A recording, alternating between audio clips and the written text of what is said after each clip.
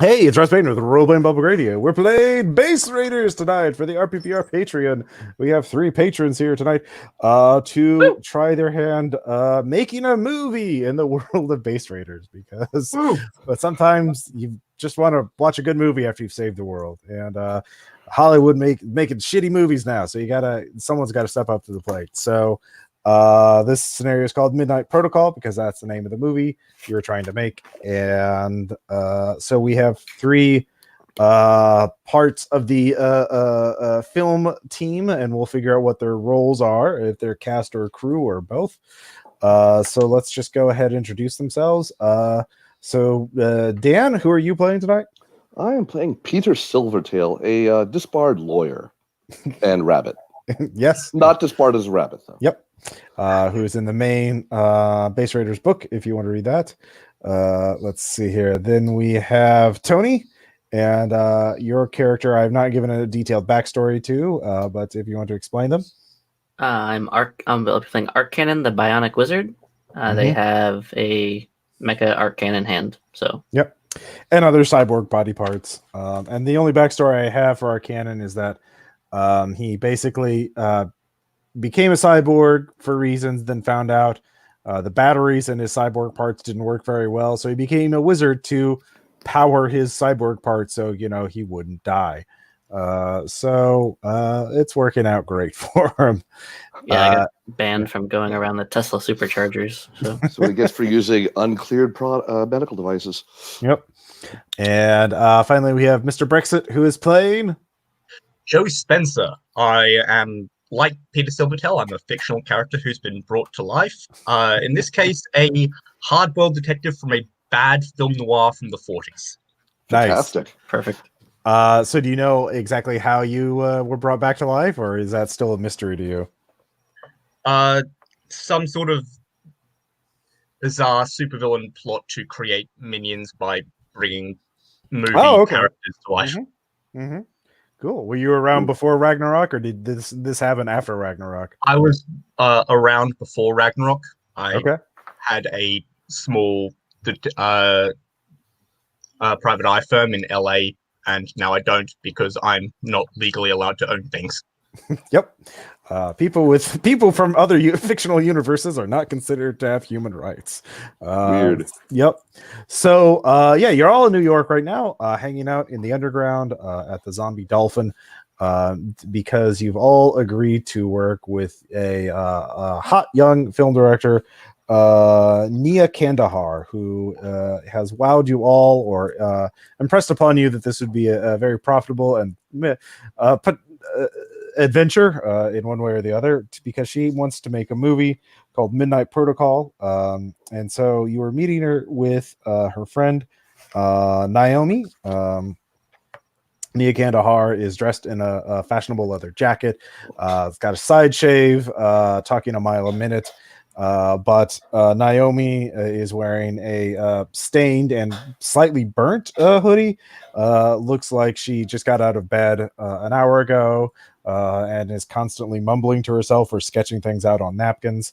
As you are all being served various drinks, as you have the corner booth there, right underneath the zombie dolphin that is chained to the wall.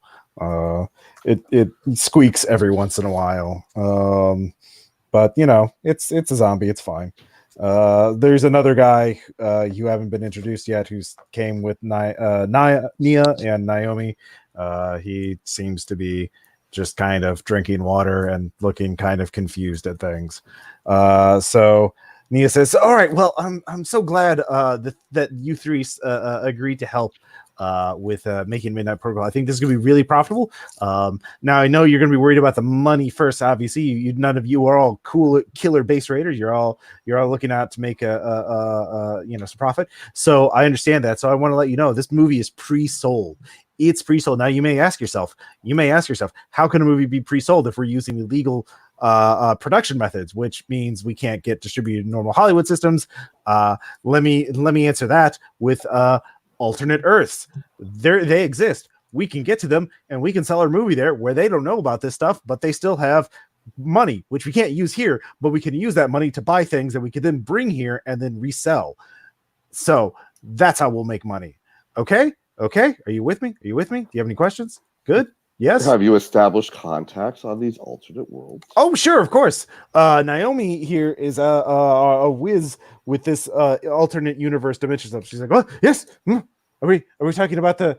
No, we're talking about the money rolls. Oh, those. They're just Earths. They're boring. They're. I found a strain of Earths, a few hundred of them. All the variants is whether 3 people in the 70s." Whether a particular couple got married or not, or which point did they get divorced. So hundreds of different timelines, hundreds of different alternate Earths. It's called the Frank and Marcia timeline. It's a very boring set of Earths. Boring sounds profitable. Yes, we can sell our movie there. Claim it's just regular special effects. And we can make a lot of money because we just sell the rights to it. We don't have any of the other costs. Then yes, but are we talking about the actual production? No. I just wanted to get them to make sure that.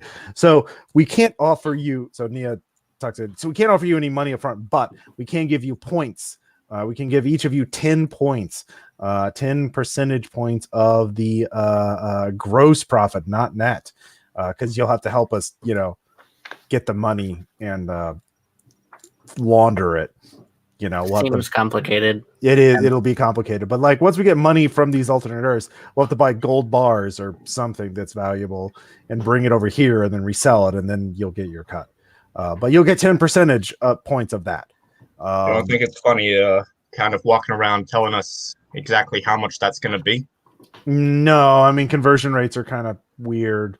And I guess we don't. I assume gold would be the easiest thing to buy in an alternate Earth and bring here and sell to make. Unless we find one that has a excess of what do you call it? Black lotuses from Magic the Gathering.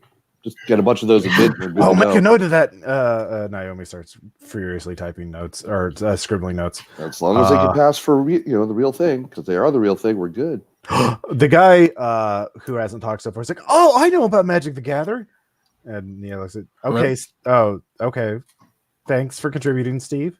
This is Steve. Steve's the clone, by the way. The clone? Yeah, Steve the clone. Hi. Say hi, Steve. Hi, I'm a clone. Of some guy named Steve? I woke up in an alley and there was a post-it note on my head that said my name was Steve and I was a clone. Sometimes I know how to do things. What a thrilling backstory. I know how to do things and I don't know why. I think I was programmed to be some sort of, Manchurian candidate, deep sleeper agent assassin. But or you're not actually a clone and someone put a sticky on your head. No, Naomi did some tests on me to say okay, good. Yeah. Good. I'm pretty sure I'm a clone. Unless all the one thing he knew. No. They did tests on me, and they said I was a clone because there's a difference between a clone. Oh yeah, I don't have a belly button. Yeah. Who does? That'll do it. Yeah. Well, I understand that that's a good way to tell if a person's cloned. Steve, if you're a Manchurian candidate, I'm quite tempted to just start throwing random awakening words at you. Oh, that might work. I don't know what will happen though. But anyways, for some reason I know about Magic. The Widow knocks twice. No. Nope. Nothing. No. Okay. That was a good one. That would have been really dramatic. Anyway, overcharged batteries. Yep. So Nia has purpose, so I follow her around and she tells me what to do. Anyway, so Nia says, "All right, thanks, Steve, for hogging all the attention again." But anyway, so we of course need to get on pre-production in order to get this movie kind of, started. And this is going to be, and I have a couple other crew members that I have, signed deals with, inked some deals with, but you're the above the fold people. Cause you people, all 3 of you all have, do you know each other? We should all get to have drinks later and all get to know each other, better. I think karaoke. Yes. Support group. Okay. Mm-hmm. Mm-hmm. My batteries were low and I wandered in here. Okay, you're always self-depreciating, Art Cannon. I appreciate that. We're definitely going to need you for some of the special effects, some of that art cannoning. but we have some roles to fill, some people to help out, and then we need to get to the production itself. So, do you all have any questions so far? No, good. Could we? Okay. Yes, No, it's fine. I'm we sure have we'll a figure script? it out. yes, of course. I have a script. She gives you. She pulls from her backpack 3 copies of the script. All right, They're I all will in skim that quickly. Does gold this look like rock. something that can sell? Make a skill roll. What do you have? I don't know. Our typical trickster. Superhuman Archetypal trickster. dexterity, guile, and insight. Oh yeah, archetypal trickster. Yeah, that would definitely work. Have you heard about the hero's journey? Yeah, exactly. Insight. That's a 4. Yeah. 'Cause I rolled a -2. Yep. With that, you're able to realize, yeah, no, this would be a thrilling sci-fi adventure. It's of a hero who has to activate some thing called a star engine. It's some sort of massive base or factory in some distant sci-fi locale to save a world by stabilizing a star. The language is quite gripping of the script, and there's a lot of there's obviously a camera ready script. There's a lot of very specific language about how to cut the action scenes or how to shoot the action scenes and that kind of thing. So, where is the set for this? An alien planet. I mean, it sounds like some sort of like exotic alien vista that you've never heard of. I mean, are we shooting on location or is there a set build? Okay, so here's the key. Here's how we save money. Here's how we make a movie better than anything on blockchain. Also, secondary market, blockchain. Heard of it? Maybe we could sell it on that somehow. I don't know, but like people buy drugs and assassins on the dark net. Maybe we could sell a movie. Something to think about. Anyway, Naomi. Oh yes, now we're talking about the thing that's fun. Yes, Dimension X5891 is I have a interdimensional transportation mechanism, and I have located this dimension. It was located in ideal files. It was never a public case or story, but they found this place with a Earth-like gravity, habitable atmosphere, but it was entirely artificial, and actually houses the star engine is a real thing, and I think I know how to activate one, and I think I can repurpose some of the satellites around this planet to get footage of it being activated. So that actually Nia actually wrote the script after I told her about that because we were roommates. And so this is an actual engine to stabilize an actual star. Is there anything alive in that system? Yes, I mean it's a planet-sized machine. It's about Earth size, but it's all artificial, and there's a lot of scavengers on it. Mostly these I call them crystallons. They're humanoid-ish but made of crystal. They seem to be scavenging technology. So there is also in the star engine, the main facility where I believe the activation mechanism is, there is some sort of approximately 24 meters tall sapient being that the crystallons called the Guardian, according to my transliteration of their intercepted communications. So perhaps they don't want to activate the star engine because of this Guardian. So yes, but I understand that you're a good negotiator, so you should be able to talk to him and let us shoot on location and activate the star engine. I wanted to play the star engine. Well, I mean, it's the size of a planet. You can't play a character the size of a planet. I didn't read the script. You might be able to. Okay. So with where does it go? Where is it? Information and networking. Am I familiar with this dimension and files of the ideal? Mm-hmm. All right. So that is actually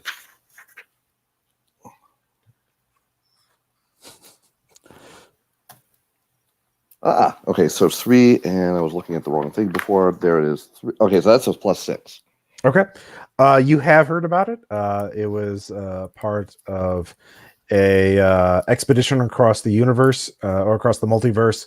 And this was along the ways, about halfway on their journey to find some artifact of incredible power to save another galaxy from a fate worse than death. And from what you understood, that the star engine could be reactivated and stabilize an entire solar system and turn these planets into habitable planets, but the scavengers were too afraid to turn it on. Also, partly because of the Guardian, they were scared of getting near it because it was 24-meter tall Sure. being made of compressed star matter. That sounds yeah. problematic. Yeah, they didn't. But they scanned the planet, realized the artifact wasn't here, and left without talking to the Guardian. So, so is it an empty system, just a star of this thing, or are there planets there? there are a bunch of planets there, but they're uninhabitable right now. The star itself is a dying brown star. So, Okay. it is. All right, This would rekindle it and make it. That's all checked. It's all fine, and she's telling us the truth. Yeah, she has Okay. that information. I mean, you haven't. Okay. Yeah. Mr. So, Brexit, what was your fictional detective character's name? Joey Spencer. Joey, do you have any further questions? I think I saw you raise your hand, but it's been standing up for about 30 minutes. I was just saying, if this turns out to be some sort of long con to activate the star engine for its own means, what are the chances of this exploding back on us? well, I mean, if the star engine, if I don't understand, if I screw up turning the star engine on, I guess we'd all die instantaneously from the explosion. Oh, good. So we're gonna be getting so some of that 10% you talked about is hazard pay. Yeah. Yeah, but Naomi's really smart. She's taking a lot of drugs. Performance enhancing drugs. Smart. Oh, Yeah. I'm glad you clarified. Yes. But And Naomi is from this dimension. yeah, she just bought some drugs on the internet and got really smart. Cool. Also, can I not anything about Naomi? Verify the story. I'm a former lawyer, the ideal. So let's see. Actually, well, she's not. Yeah, she wouldn't be in the ideals because she was a right, but networking. So actually, you could do archetypal trickster for insight. Oh, that'll work. Okay, yep, do that. Anybody with insight or something like that can use that to read people. That is what it is. So that's a 3. Okay. With that, you realize Naomi probably took some of these super soldier drugs that tended to result in making people very smart and giving them super science educations, but also giving them super scientist tendencies, especially the obsession with building physics-defined machines and pushing the limits to what science and technology can do. So kind of like my science guy? Yeah. A little Where's bit that end in Innator? I'm sorry, what? Where's the end in Innator? Like the destruction in Innator? Destructionator? Yeah. I'm sorry, I don't understand the question. No, just mad scientists have a tendency to build machines that end in Ator. Okay. Yeah. Destruction Innator. Yeah, Star engine Innator. Well, you don't know if she's gotten to that level of progression yet in terms. You don't know how many drugs she's taken. I'm sure it's fine. She's a normal person who just got a bunch of super science knowledge imprinted on her mind, made her super smart, and now she kind of is following those tendencies. So Spencer, did you have any other questions? Brexit? Nothing comes to mind. Okay. All right. So Nia says, so before we shoot on location, we need some more cast and crew. So that's sort of what I'm sort of asking you for. So I do know we have cameras and audio done. I have Cambot. it's great. It's very good at what it does. It's going to embed a bunch of cameras and microphones all throughout wherever we shoot, so that it can get us at any angle. And they're very small cameras, but very, very high definition. So we don't have to worry about that. We also have, of course, we have Steve. Steve can probably do any number of things. So that will be completely surprising, I imagine. I mean, he can speak English and move things. If you tell him to move a chair, he'll move a chair. That kind of thing. We also have another crew member who couldn't make it with us today because he's banned from this place. But that is Laser Skeleton. So Laser Skeleton, I'm really looking I'm forward. interested. He's a skeleton. Is he a He's gonna skeleton made of lasers or a skeleton that shoots lasers? Either is lasers. good. Shoots. He is a skeleton. He can shoot lasers from each part of his body, or her body. Because you can't tell because it's a skeleton. Well, Naomi can, but she won't tell me because she says that's rude. So, Laser Skeleton. He talks. It's kind of a lasery voice, but he has been banned here for picking fights. So we need some more people though. We have there are 5 main roles and 7 minor roles. I could try and cast some, but I was kind of hoping some of you might want to put in a little acting. No, Affirmative. Let's see what we got here. okay. So out of character, there are 5 main roles. The hero, the villain, and then comic relief, and then mentor, and romantic interest. So if you and then there's 7 minor roles that are still speaking.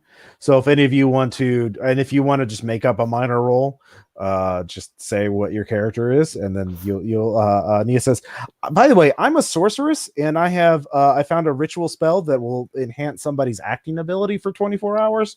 So that's my secret to being a good director, black magic. But I can use it on you. How so? Black magic? Yes. So yeah.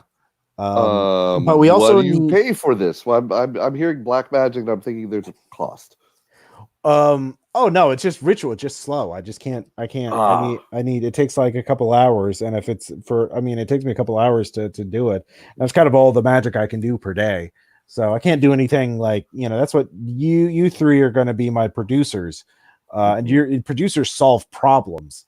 And if you don't act though, there's a couple other things we need done. We need craft services. That's food and just, making people feel welcome and like supplied while they're waiting in between shots and that kind of thing. We need a medic. We need props, and we need a location scout.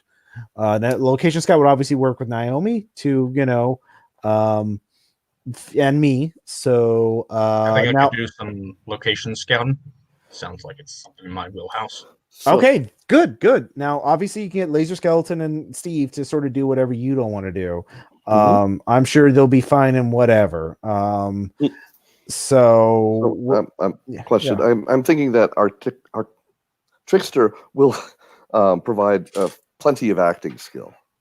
Oh, dexterity, yes. guile, insight, willpower. So.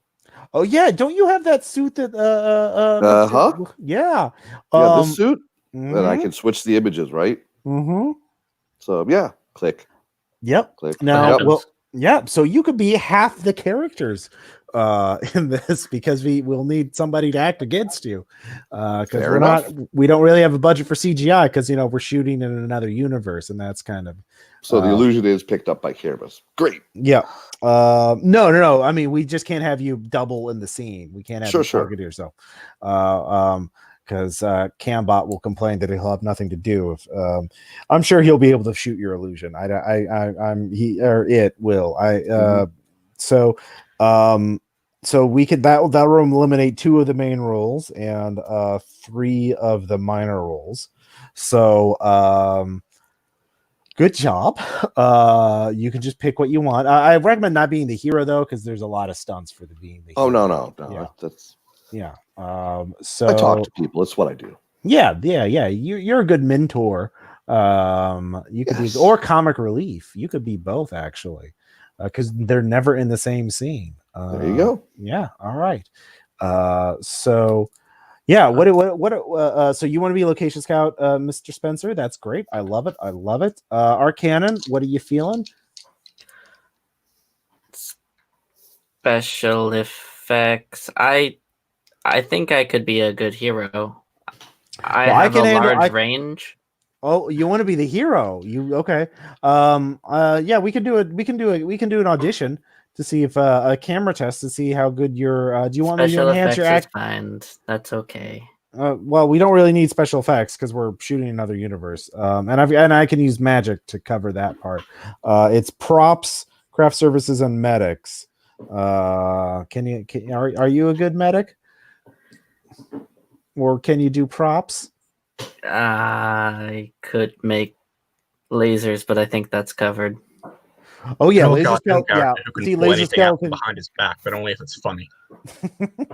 Yeah, laser skeleton is going to be doing a lot of our fight choreography and special effects because skeleton and a laser and lasers skeletons. It's So really he doesn't need life support, for example. That's true. That's true. And technically, Naomi said this place has breathable air. And I'm Inside of it, sure.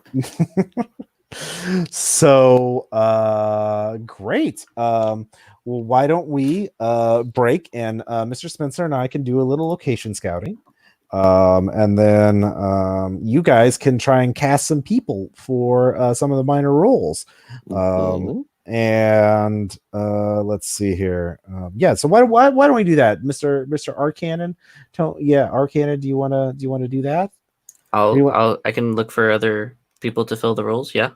Or you could make some props. I have a list of things you can make as props, and I'm sure you can make some really cool things. And Naomi could pop you to another universe if you think you can find better props. So, all right. So first off, let's do the location scouting though. So, Joe, so you all leave the zombie dolphin. And With all the gin joints in all the world, we had to meet in this one. Exactly. And I mean, of course we did. You get to They're the best salad. Yeah, they do have a good salad bar, which is odd for a bar, but it's rabbits, unicorns, Yeah, there's a lot of non-meat eaters here. Nia takes you to a warehouse on the outskirts of New York, and there they have a massive extra dimensional machine set up with a sort of makeshift containment chamber in it, so when the portal opens it's at least contained, and with a little airlock chamber in it. And then there's obviously a big storyboard with production still, or storyboards of like various scenes, some costumes laid out, and that kind of thing. So looks like Nia's been very hard at work, and so is Naomi. So Naomi says really a lot of the scenes are pretty, the planet, the dimension is pretty similar. A lot of places, there's really 3 places that I kind of want to know about, that we're going to need your scouting expertise. One is that would be really great to shoot is the we call it the marketplace, but it's where a lot of these crystallons hang out and seem to be trading with each other. And then there is there's this really cool cliff, a precipice, but nobody goes near it, and I'm not sure why. And the Guardian's tower, that's where we think the mechanism, that's sort of for the final scene, so we can hold off on that for a while, because we should probably shoot most of the movie before we do that, because we might have to let's not piss off the Guardian first. So Joe, what do you want to look at first, the marketplace or the marketplace sounds simple enough. Start there, start small. All right, so she opens the portal. It's a glowing rectangular, void. Are you taking any precautions before you step through? Is it too much to hope that you've tested this before? Oh, sure. Like we went to the boring. Do you want to go to a Frank and Marcia dementia first? No. Just Okay. want to know people have stepped through this and come back the other way. Yeah, I mean, to this particular dimension, no, but to other ones, yeah. So you don't fill me with confidence, but all right. All right. So you step on through.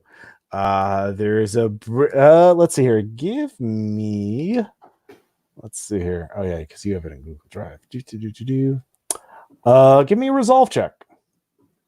All right.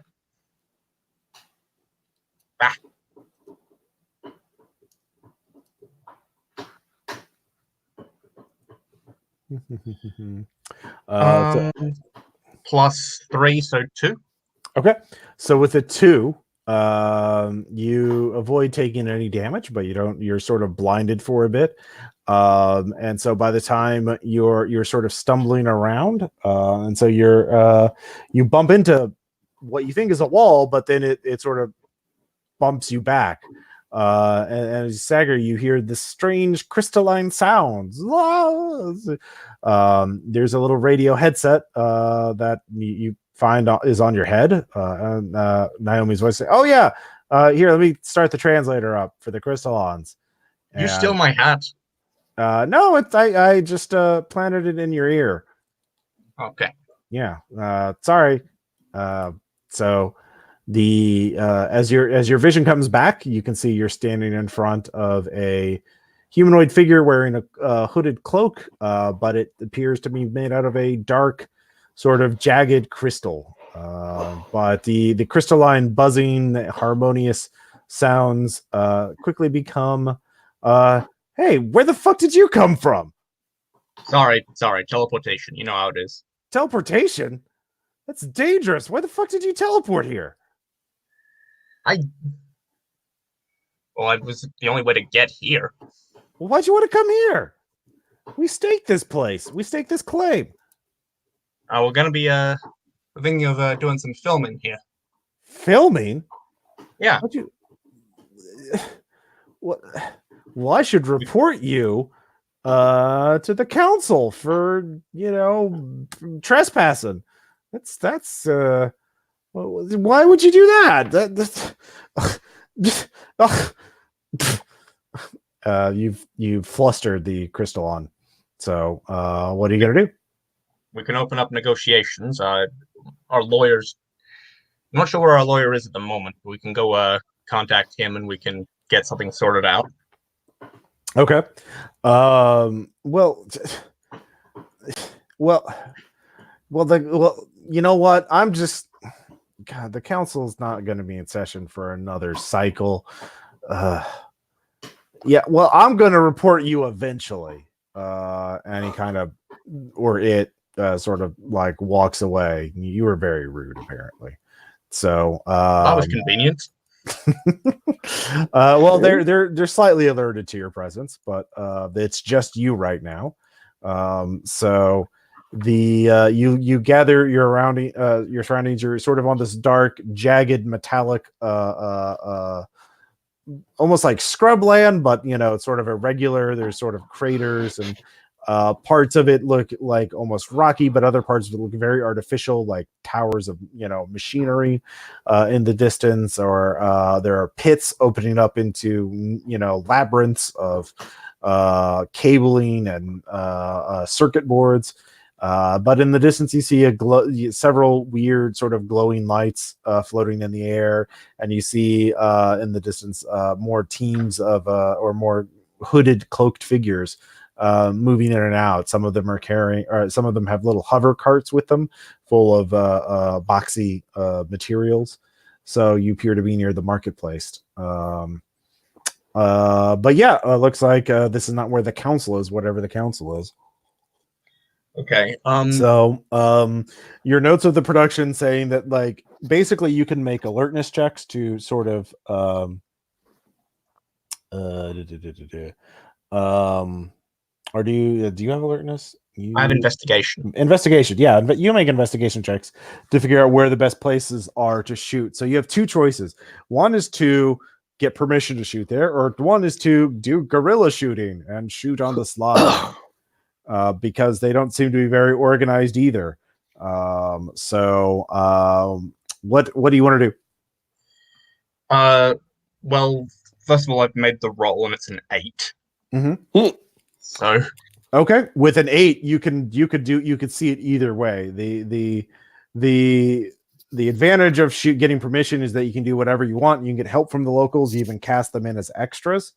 So thus you could save on bringing actors in from your world, but if you shoot on you'd have to pay them. You'd probably have to do something to get permission. So either pay them or do them a favor or something. The other way of doing this is shooting on the sly. And the thing with the marketplace, you either have to wait to see if there's a time where there's no one there, disguise yourself to look like Crystallons, and then you can walk through. In fact, that could be easily reincorporated into the movie. Oh, we have to get through these hooded evil men, evil aliens, and pretend to be evil aliens, and kind of shoot on the sly, or figure out a different place to shoot at. So yeah. I like the casting the crystallons as extras. I think okay. Want to talk to getting actual permission so we can do that.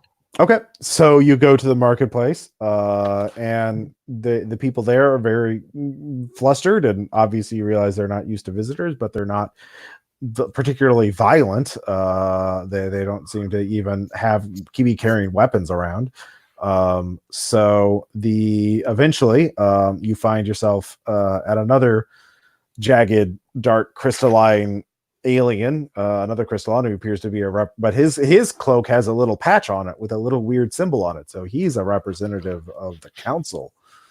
And so it says to you, well, if you want to shoot here, I suppose you can, but you must do us a favor. Yes, you must retrieve the quantum circuit wafers from the pit of the pit of. It's fine. It's definitely not the pit of doom. Can I make an empathy? Okay, so I know he's bullshitting. I know personally that he's bullshitting me about it not being the pit of doom. Yeah. But can I make an empathy roll to see if he's actually wants me to do this or if he's just bullshitting me to make me go away? Yes, exactly. That is a good call. Go ahead and give me that roll, and I will oppose that. 3. All right.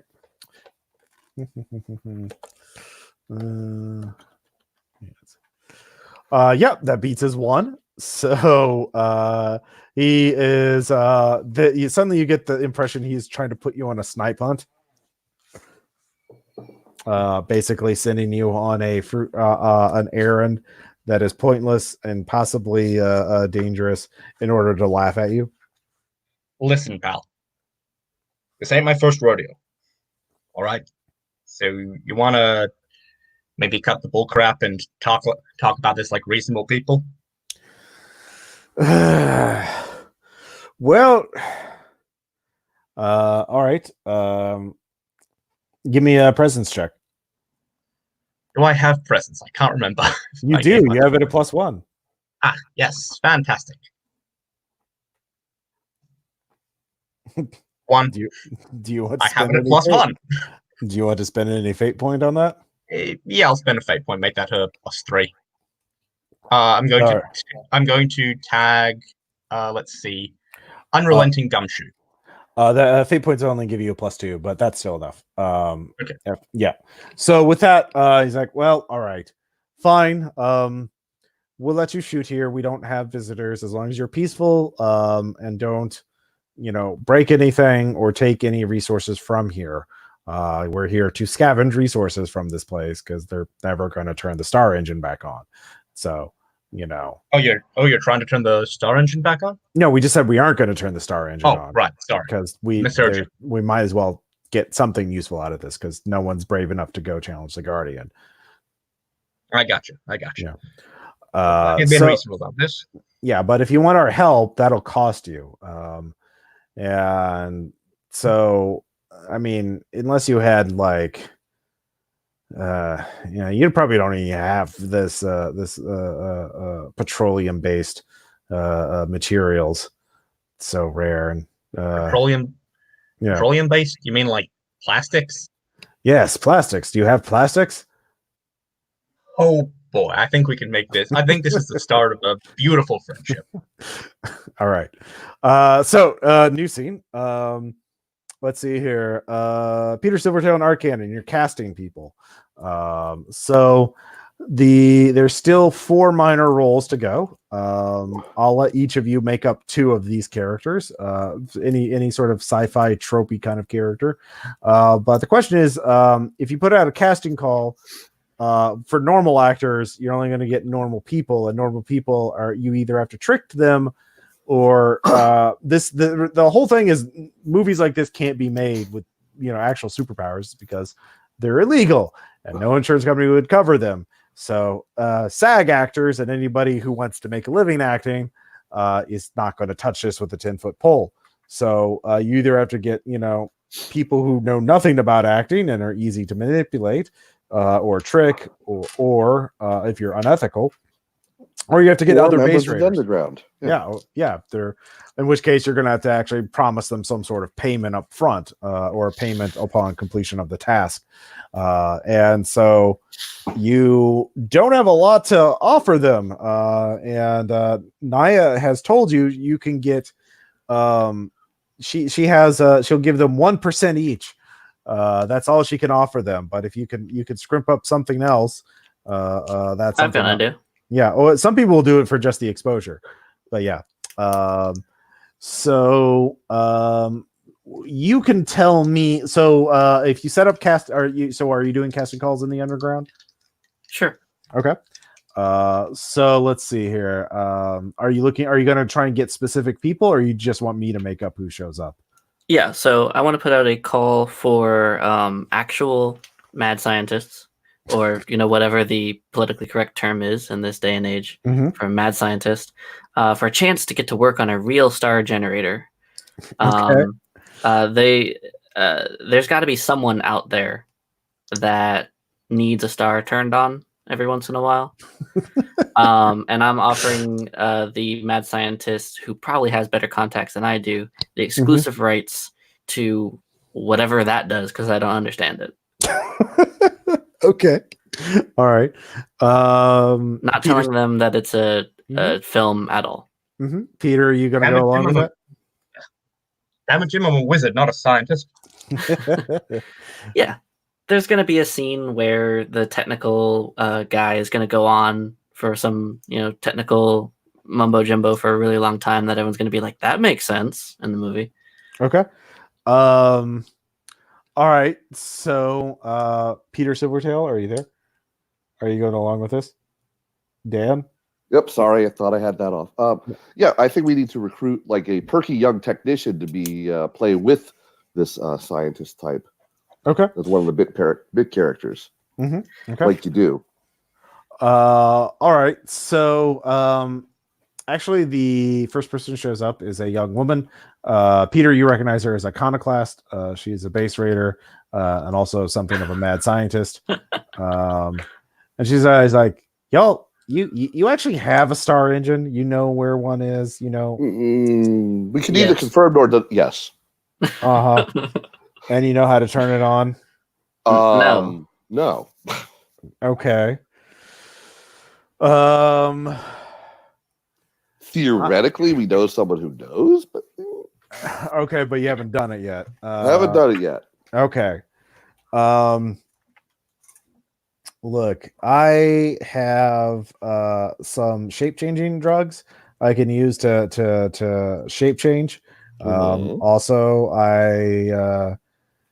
Probably can make. I also have a death bot. I've been reprogramming with some holograms and some mimicry skillware. So between me and the death bot, we can probably be all your casting or all your minor actors, but we're gonna need you to go ahead and confirm that you can activate the star engine, and then you're gonna need to give me telemetry on it. I just want I just want to see you to do it. I have my own star engine problem. I'm not gonna get into details, but I kind of wanted. There's not exactly a YouTube video on how to activate a star engine. Yeah. Oh, So, I mean, we you'll need be to- there, so right? Yeah, well, I'm not going to act until I see you do it. When I see you do it, then I'll do it. Then I mean that's like the last scene you see. well, I mean, just do a test turn on. Just show me that you can turn it on. Then I'll do it.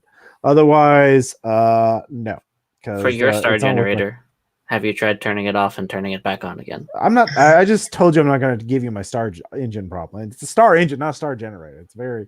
It's but Completely different.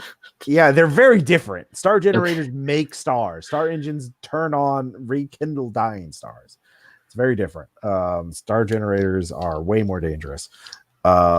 So you turn on that star engine, I'll get you all the actors you want. I can probably get a cloning machine and clone you some Hollywood actors. Already got a clone. Yeah. So yeah, Steve's there. He's serving drinks.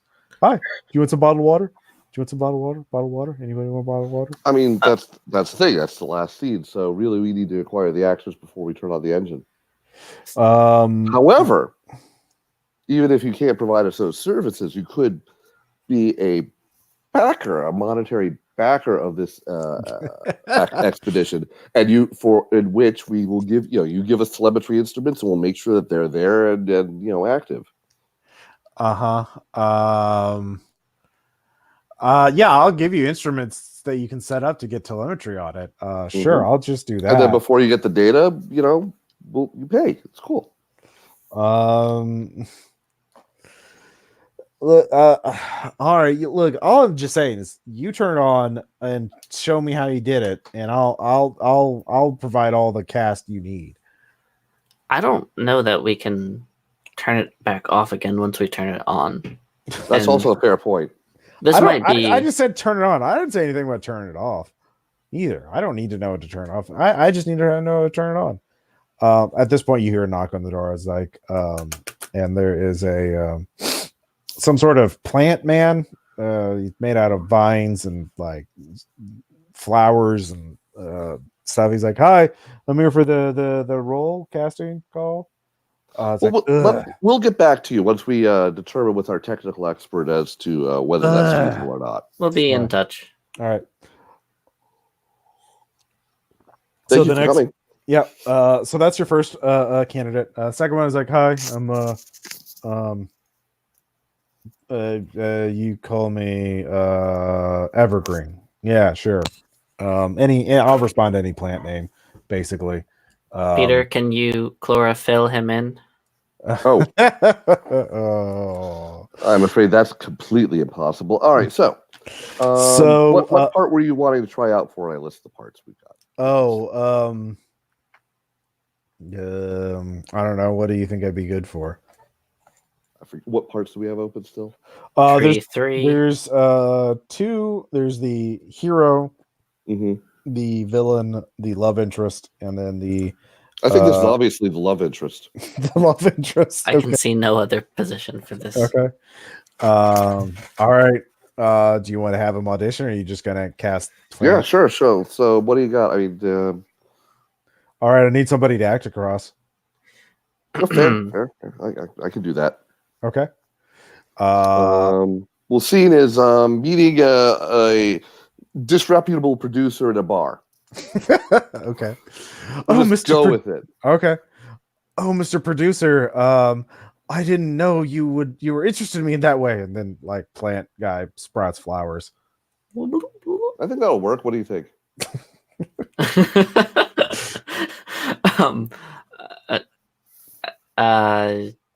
Let's try a couple other roles, see if there's a better fit. That one was great. Like that the is, energy. That is great. All right, so you're saying let's see if he's got some hero energy going. Yes. All right. Okay. So, All right. can you Yeah. can you lift heavy objects? Can you, I don't know, Yeah, I can lift heavy objects. duplicate yourself, or what do you got? Oh yeah, I can duplicate myself. I am a plant. Could you fill up, say, a planet-sized void with yourself? Is how much fertilizer do I have available and sunlight? You can work with that. How do you feel about crystalline beings? How do they feel about me? You'll Indifferent. find out. It'll be Yeah. fine. Yeah. Probably. All right. Sure. I'm not. All right, I'm not hostile. let's give you the hero thing. You're rescuing some chlorophyll in distress. Well, chlorophyll's a liquid. I don't know why. I know. Let me rephrase that. Some kudzu. Kudzu, yes. Everyone thinks it's villainous, but no, you know the kudzu can really help Don't out. you die on me! Ah! There you go. This guy's great. He's a very talented actor. I mean, so Guile, is he actually a talented actor? Can we work with him? do you have something with insight? Yep. Insight, Guile, same thing. Our typical trickster, so that's a +4. Rolling it.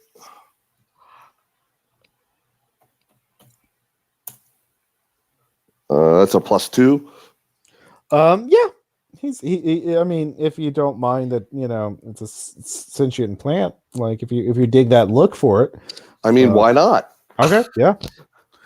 It worked in that other movie, that other universe. What do you call it?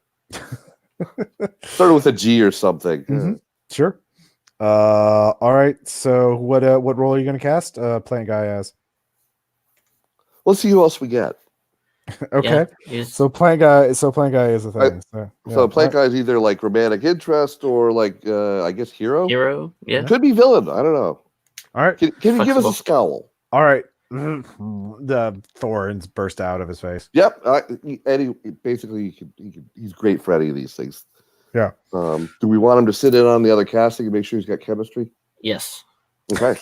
Okay. All right. Grab a seat. So, what's your name again? Evergreen. Evergreen. Right. Yeah. Plant guy. Okay. Yep. I'm a plant guy. Next in is Sparkles, the unicorn. Hi. I heard y'all making a movie. Well, Can yes, I we be are, in it? Sparkles. Ooh, can I be in it? Well, Sure. What's your motivation? What drew you to the call of theater? I like performing. It's better than being killed. that is very true. Yeah. Ooh, what role should I act for? Do you want to give me a script? How do you feel about this guy? Plant guys. Plant guy. Oh, sure. I don't have emotions as you understand them. No. Who, Sparkles or the plant? The plant guy said that. I was asking Sparkles how he felt about that plant. Oh. Well, he's very interesting, isn't he? Okay. Here's a scene. One of you, not both, will be a villainous character doing villainous things. Do any of you have experience with any of that? No. Oh, well, you might not be a good fit then. No. Oh, then yes. Ha! I'm fine with this. Yep. I'm seeing that they've got the hero villain dynamic. We can let the producer, the director decide which is which, because I gotta say, plants and something that eats plants. Okay. All right. The next one through the door is Cool Rat. Hey. Hey. All right. I can see Cool Rat as either or. I've met him before too. Comedic relief. Comic relief.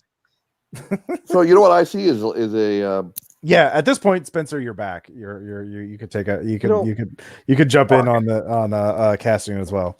Oh, thank you. Yeah. Hey, yeah, I've been in many movies already. And in children's television, I'm willing to branch out like Adam Sandler to show my sophisticated acting side. when he says branch out, I look at Evergreen. Yeah. Evergreen grows a branch. Mm-hmm. Mm-hmm. Okay. Within Damn the it, he's a movie, culture, not a costume. Yeah. What with- role do you want me to act for? How are your comedic chops? Give us your tight 5. Well, he drops a banana peel and falls on it, slips on it. It's very comedic. It's actually he falls, slams into the wall so hard you think he broke his neck, but he jumps up and it's very it's like, yeah. Let's see here. Then he sits on a whoopee cushion and it's really a loud farting sound. And then he I'm thinking maybe you let him do comic relief. oh, he makes the chlorophyll pun. Yeah. The best. Immediately hired. All right. What role do you want him to be in? Is it agreement? Comedic relief, you think? Spencer Gentle takes a hip flask out and takes a swig from it. I mean, Well- I think right now what we're seeing is kind of a really heavy gender lean, though, or all towards male. I think we maybe should do something about. So, I mean, we could get Paragon back in here, I suppose, but I mean, Iconoclast wanted Iconoclast. basically I get them the- confused. Yeah. the entirety of the work done first, Okay. which seems like the hardest part. It does seem like a problem, unless there's an alternate dimension that's got that happening already. Okay. Yeah. I mean, you could probably find it. So what are you trying to find for another actor?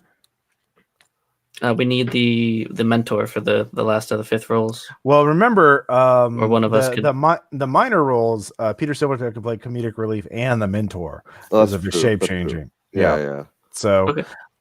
the other characters, the minor characters, you just need people. So, Cool Rat could just be one of the minor roles, and we don't have to specify what they are. Sure, The only okay. leads you need are the hero, romantic interest, and villain. Mhm. So, the minor roles, you could have Cool Rat, you could have these the Evergreen and Sparkles and Cool Rat be whatever you want. I gotta But- say, what do you think Beatrice is doing right now? oh yeah, Beatrice. I mean, is she actually, might go for this. She could use the money for the underground. Yeah, that's true. However, she is busy right now. That's a as shame. leading that. However, Elizabeth Solomon is waiting and casting. There we go. Yeah, she is a vampire. I'm sure there won't be any complications with the vampire playing as the what do you call it? Romantic interest. Okay. With a Is tree. yeah. Well, that maybe could work, I suppose. She's like, I'm not totally cool if somebody can make a wooden stake at will. It's kind of. Fair. Mm. Mm. What You know about what? the romantic interest of the villain? Mix it up a bit. Ah, You'd have to. Well, I mean, but I mean, Nia's is not it a gonna let villain you if they're rewrite- actually doing the right thing? Yeah, It seems wrong. Nia's not going to let you rewrite the script like that. Fair. Again, I have not read the script. It's right there, but it's fine. So, all right. So you cast Elizabeth Solomon as the romantic interest. Let's see here. Yeah. How about Elizabeth Solomon as the wise mentor? And again, I mean, we Yeah, already got Silvertail, that covered. wise mentor. Yeah, right, that's and already then been but cast. we switch Peter Why don't we- Silvertail from the mentor to the romantic interest. Well, he if was. that's it- cool. Unless you want. I'm thinking Elizabeth be the hero. Okay, Elizabeth can be the hero. All right. I think Sparkles could go for villain if he wants to. What do you think? Okay, Sparkles? yeah. Sparkles will be a villain. You'd be Says, "Oh, mischievous. It's a stretch. I've never done any villainy before. Wait a so minute. Spencer takes another shot from his hip flask. there yeah, so for the romantic interest for Elizabeth Solomon, thing is, if Peter Silvertail, in order to be a producer, you can't really commit to being one of the main actors, actually. Sure. I Except, don't want to do that. like, yeah. for one of the big three. Well, okay. I mean, I'm trying to figure out how we get this mix of unicorn, plant guy, and vampire to work. Okay. I mean, who's what? I mean, she says she's uncomfortable with it, but you could make a persuade check to convince her that, he's definitely not going to stake her. Actually, I'm going to take Evergreen to the corner and make sure you're definitely not going to stake her, right? Yeah. Okay, cool. Why would I? Does he have enough? Does he have enough passion to actually be a villain, though? Give me an insight check. Okay.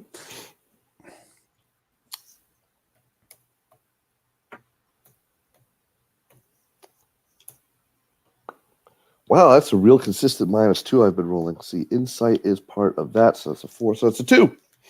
Okay. Yeah, again, he doesn't really have emotions. Yeah. So he's like, well, I would only do that if I thought it would be good. I don't know why I'd want to kill a vampire. Neither do I, frankly. Okay. So I guess I won't do that. Yeah, but the other question is does he have the acting chops there to play a villain, or is he just too wood? Well, Nia does have the magic acting formula ritual. So For one person. no, she can do it to the whole cast. Because I'm cool. thinking vampire and tree guy do seem to be natural enemies. Yeah. Well, at least You on can Tree keep Guys. Of course, casting. You can find somebody That's true. else. We can find some more people. Like, if we're casting the tree as the villain Mhm. and the vampire as the hero, that leaves Sparkles as the love interest, and I am not comfortable with Sparkles as Yeah, I the thought love we were interest. gonna do. I don't see why not. I can be flirty too. Ugh. Blink, blink, blink.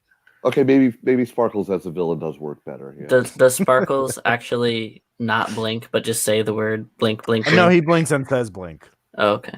Yeah, he does both. Of course. Pretty talented. And his all right, well, words let's was a see who little- else is out there. Okay. You can give me something to work with. Like what you see? There's a bunch of people lined up, maybe out of curiosity, desperation, or confusion. All kinds of weird humans and non-humans. So we've got the hero, we got the villain. So what kind we really of need look the are love you looking interest. for? Like what? I mean, what we need is someone who could be a love interest for either a vampire or a unicorn. Is what I'm hearing. Yeah. What are these guys like? What works for them? Are you asking Elizabeth Solomon? Sure. Okay. She says, "Oh, well, that's let's see. I really like those sculptors back in the day who would sculpt Satan and made him look really hot and so hot that like so like a fawn kind of looking thing. Like why did the church commission this sculpture of a really chiseled hot demon Satan? I mean, I think we know why. Yeah. So yeah, kind of like fallen angel, hot. Yeah. Yeah. Okay, so what do we got in the way of devils, angels, and I guess goat people? Yeah, there is a dude who looks exactly like that, only he is a ghost. Works for me. Okay. Very diverse cast. Yeah. Is there some sort of B person out there in case we want to cast a love interest for Evergreen? That's a good point. Okay. Evergreen They says, could be like a subplot. I'm a plant. I don't understand romance between. I don't understand romance. Fair. I understand the physical actions and I can mimic them. So I mean, right now I'm thinking maybe you're part of the extras, the background to, if we need a forest to shoot against. Oh yeah, I guess I could do that. Yeah, that's a and also, frankly, we might need the your strength to interface with the residents of this place. Oh, so devil ghost guy. I don't know. You tell me. What would you be looking for? Well, I mean, I thought you said we had a devil ghost guy out there that was. Oh yeah, no. Well, the ghost guy is just looks like Morty. No, he looks like a hot Satan, but as a ghost. Yeah, but his name's actually Morty, right? Sure. His name is Morty. Morty the ghost. So Elizabeth says, "Well, I can't. No, I don't like with a ghost. Come on, have him possess somebody, and then make him look like that." I don't think that's how possession works. works. Steve comes in. Hey, anybody want some water bottles? Do you want a water bottle, Mr. Ghost? No. Yes. Oh, more. Hey, Steve, could you just stay still for a moment? Are you okay with this? Sure. Okay. Gesture for the ghost. Well, I can feel again. Time for revenge. I mean, acting. Acting. That's good. I can hold off on revenge. I flipped through my book for the hand exorcism ritual just in case. Yep. You find Acting that first, stuff. revenge later. Yep. All right. I mean, we're gonna. So does this work for you, Elizabeth? Yeah, definitely. Okay, so we're going to need to write your contract a little specially. Could you let Steve go for a moment? Yep. Okay. Steve's like, oh god, what was that? Is that okay with you, Steve? What? Good. All right, fantastic. I'm glad you agreed. Your consent was really welcome there, Steve. Good job. So we'll write the contract so he has to release Steve at the end of filming. Okay. Cannot use Steve's body for revenge. Oh no, use your lawyer. Make a lawyer check. This is literally exactly. Yeah, this is literally your wheelhouse.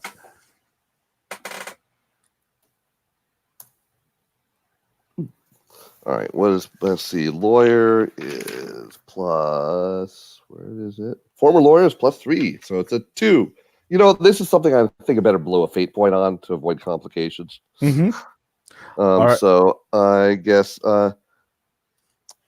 Did I forget to put the points in that? Let's see here. Yeah, I forgot to put his tier things in there. So he's medium power, so he starts with 8. Oh, that's right. He's extraordinary tier for lawyer. Let's see here. Yeah. Yep. So would that be a +2 or? Yeah, that'd be a +2. So yeah. So it's already a +4. Yeah. There you go. So yeah, you write a airtight contract. At least you're pretty sure it is. Well, you know what? As a magical being working with another magical being, I could. How many fate points do we start with actually?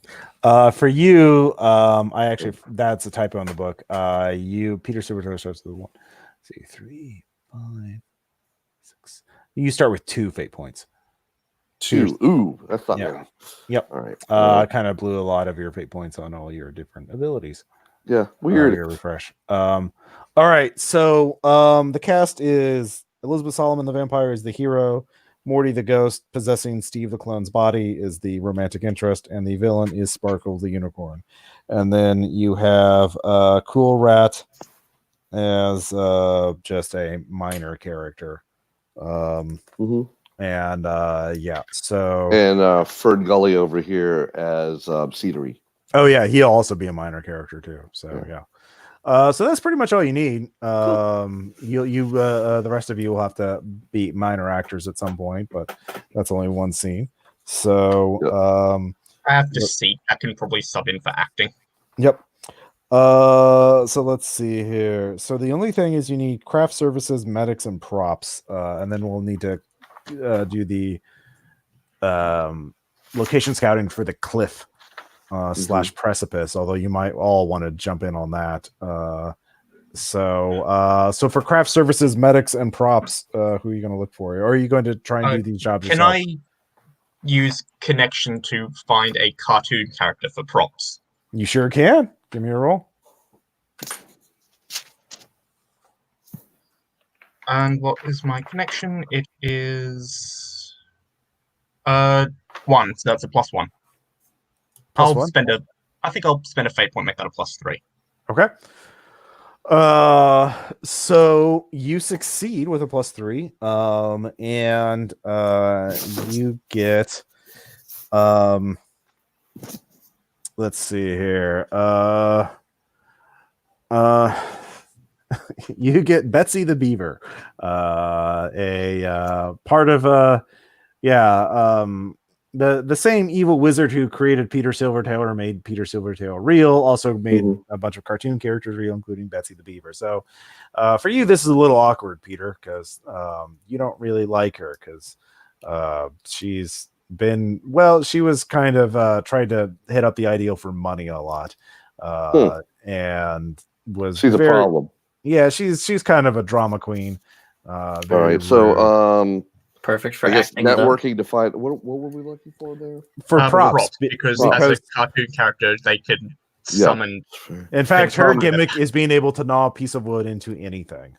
That was her shtick in the cartoon. So she's actually perfect for this. She could turn wood into, by gnawing it, make it into metal or rock or brick or whatever comical, improbable material it had to be. I guess we just need to bring us some fertilizer for Evergreen. Yeah. And we have an endless supply of wood. Oh, hi, Peter. It's so good to see you. It's me, Betsy. Don't you remember from that time when we had to face... Do you really want me to remember, Betsy? Is that what you would really like? Oh, you're so. No wonder you were disbarred because you're so hostile to people who are saying nice things to you. Like, hello. So, do I know of another cartoon character? I clang over. Clang, clang, clang. Hello. Oh, hello. My name is Betsy the Beaver. What's your name? Arc Cannon. Peter, Arc introduce Cannon. me to your friend. Oh, yeah. Yes. I'm sorry. Who? Betsy, me. I'm your friend. There's no other cartoons. They've all left for Sanctuary, the pocket dimension where it's safe and boring. Oh gosh, that sounds horrible. Yep. Can I compel one of my own aspects? Sure. Hard-boiled narration. Yeah. The moment she stepped into the room, I start going on about how I knew this dame was trouble the moment she walked in. Yeah. Peter's giving you a thumbs up to the narration. But your narration says, yeah, but I had to, we needed her for the job. She was the only one who could do it. So yeah, you're going to have to, for that fate point, you're going to have to hire her. There's no other cartoons. Can I do, I don't know, some sort of compel them to fake liking her well enough to get her on board here? I mean, that's not, that would be losing a fate point, not gaining a fate point. No. I meant spending a fate point.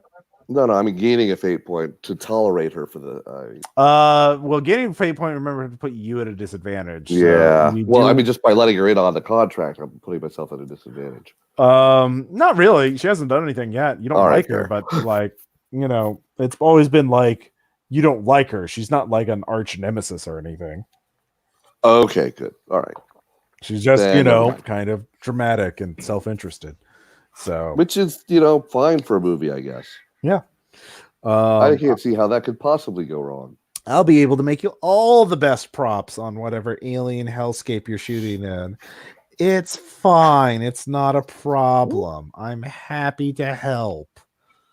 So, yeah. All right. So you got props. Betsy the Beaver.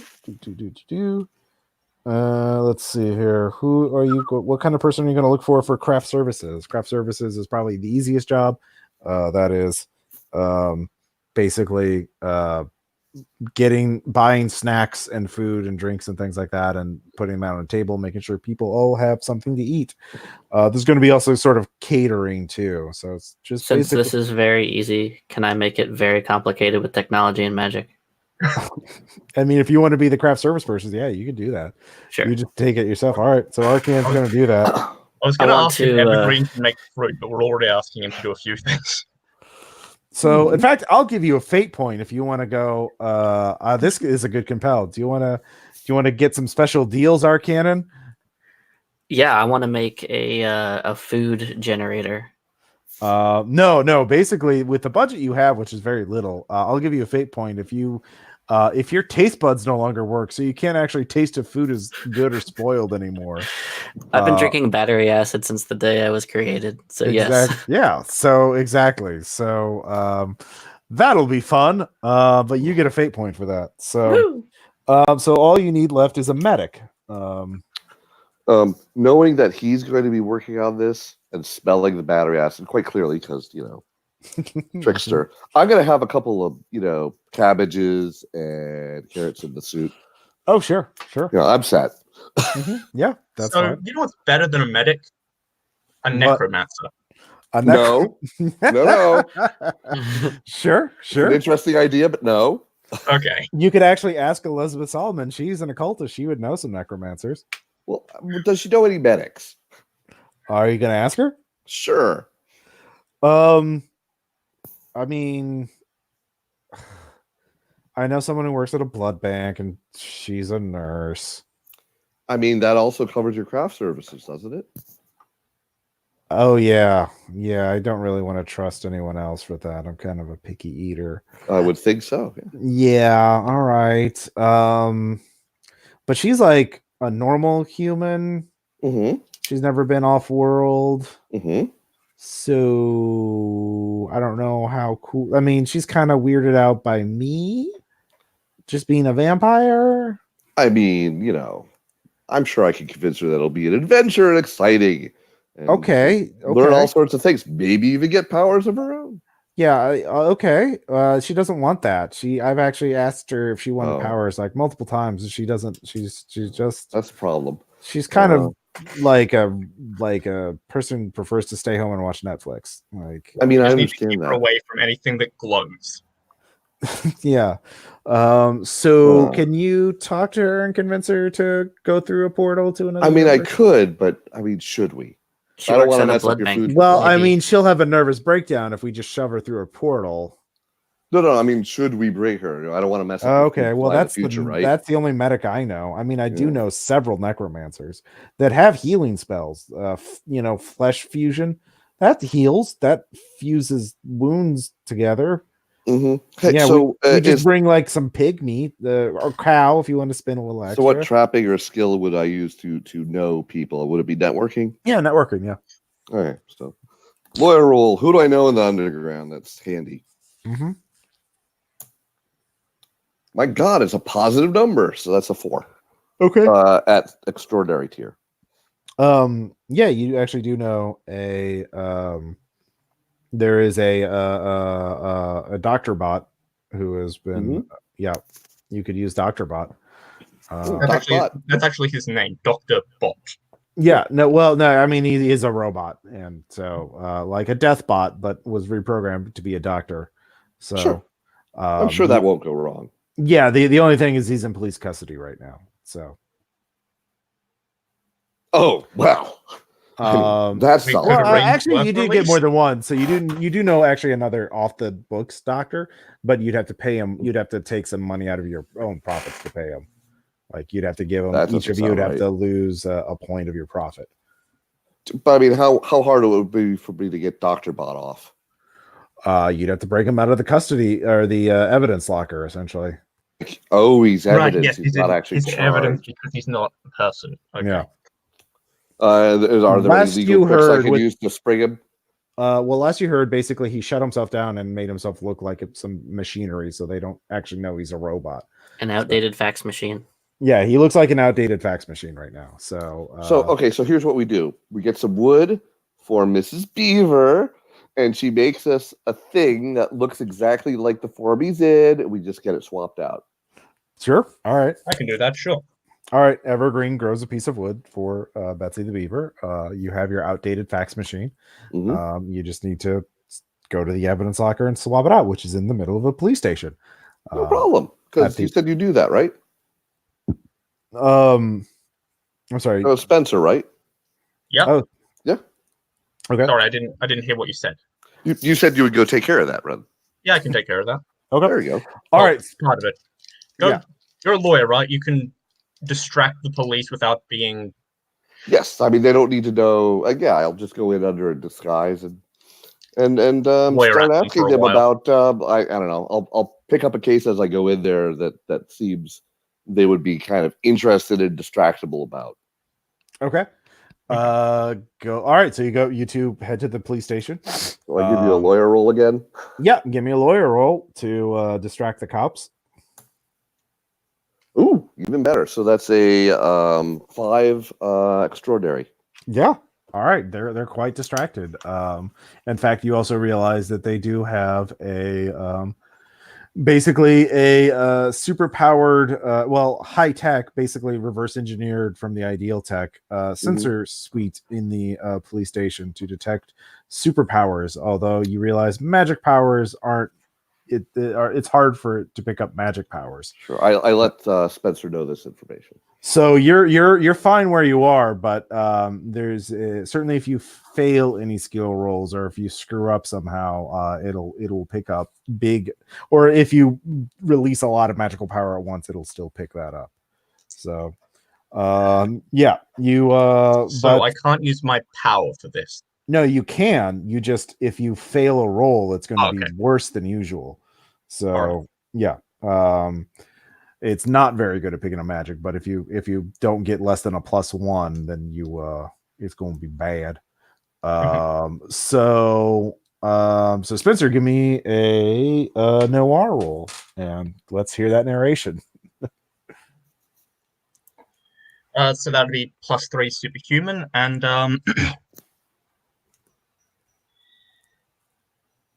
let me think. All right. Business like this is something you had to get used to in those days.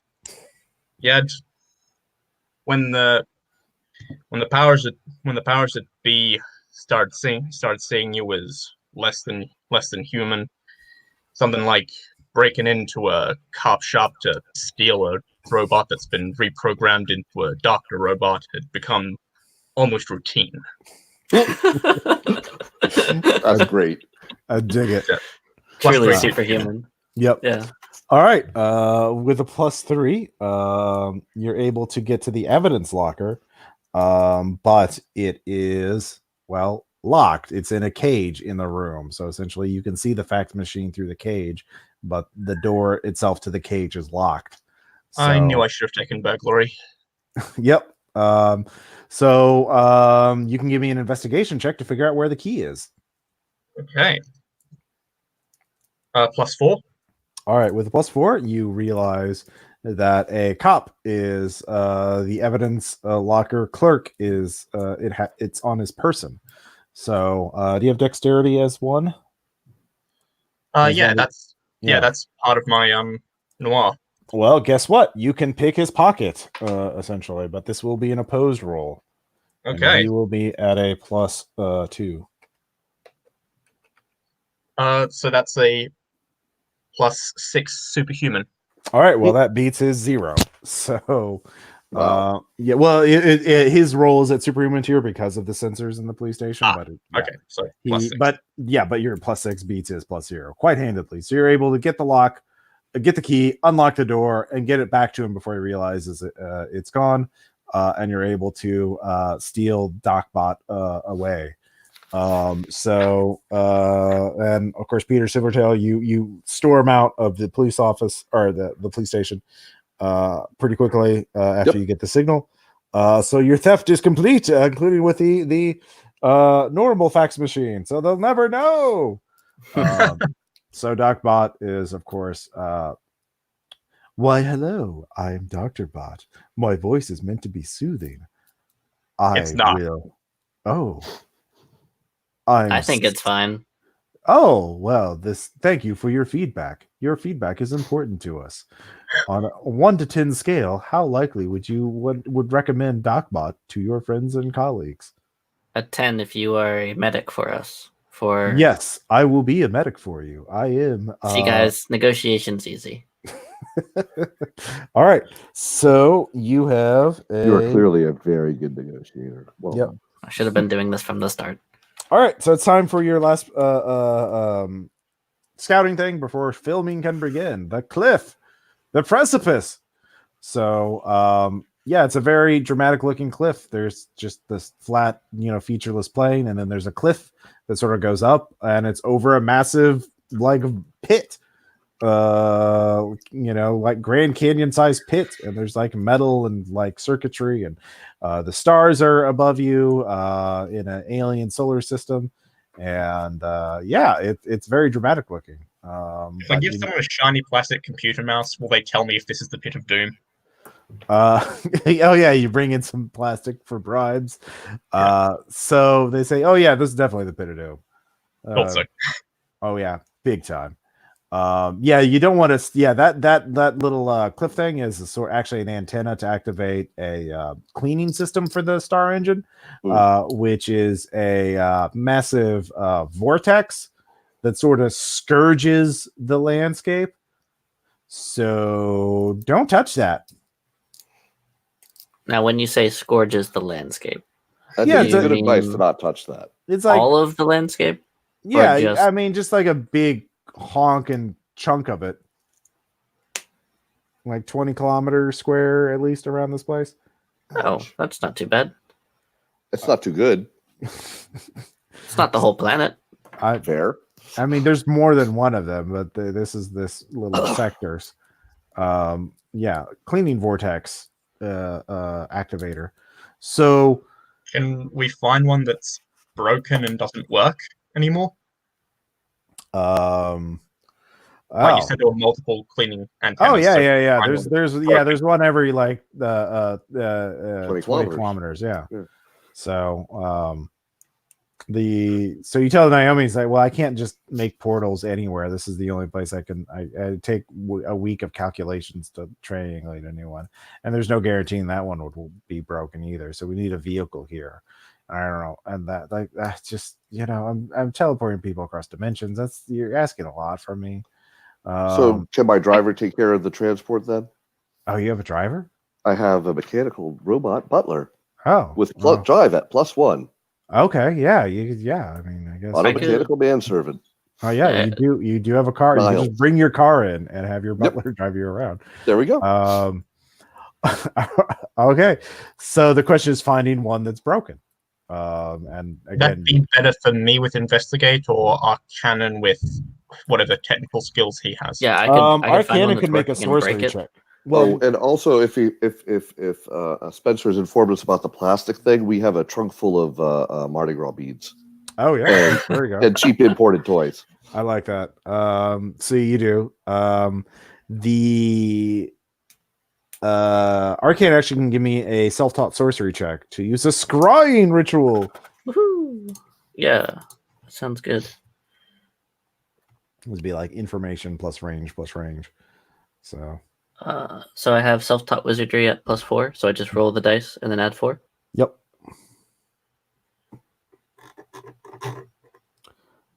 Did it go? It did not.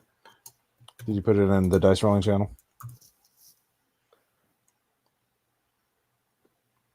All right. There we go. So 3. 3. All right. With a 3, Okay. there is one 60 kilometers away that way. Okay. So, Let's go.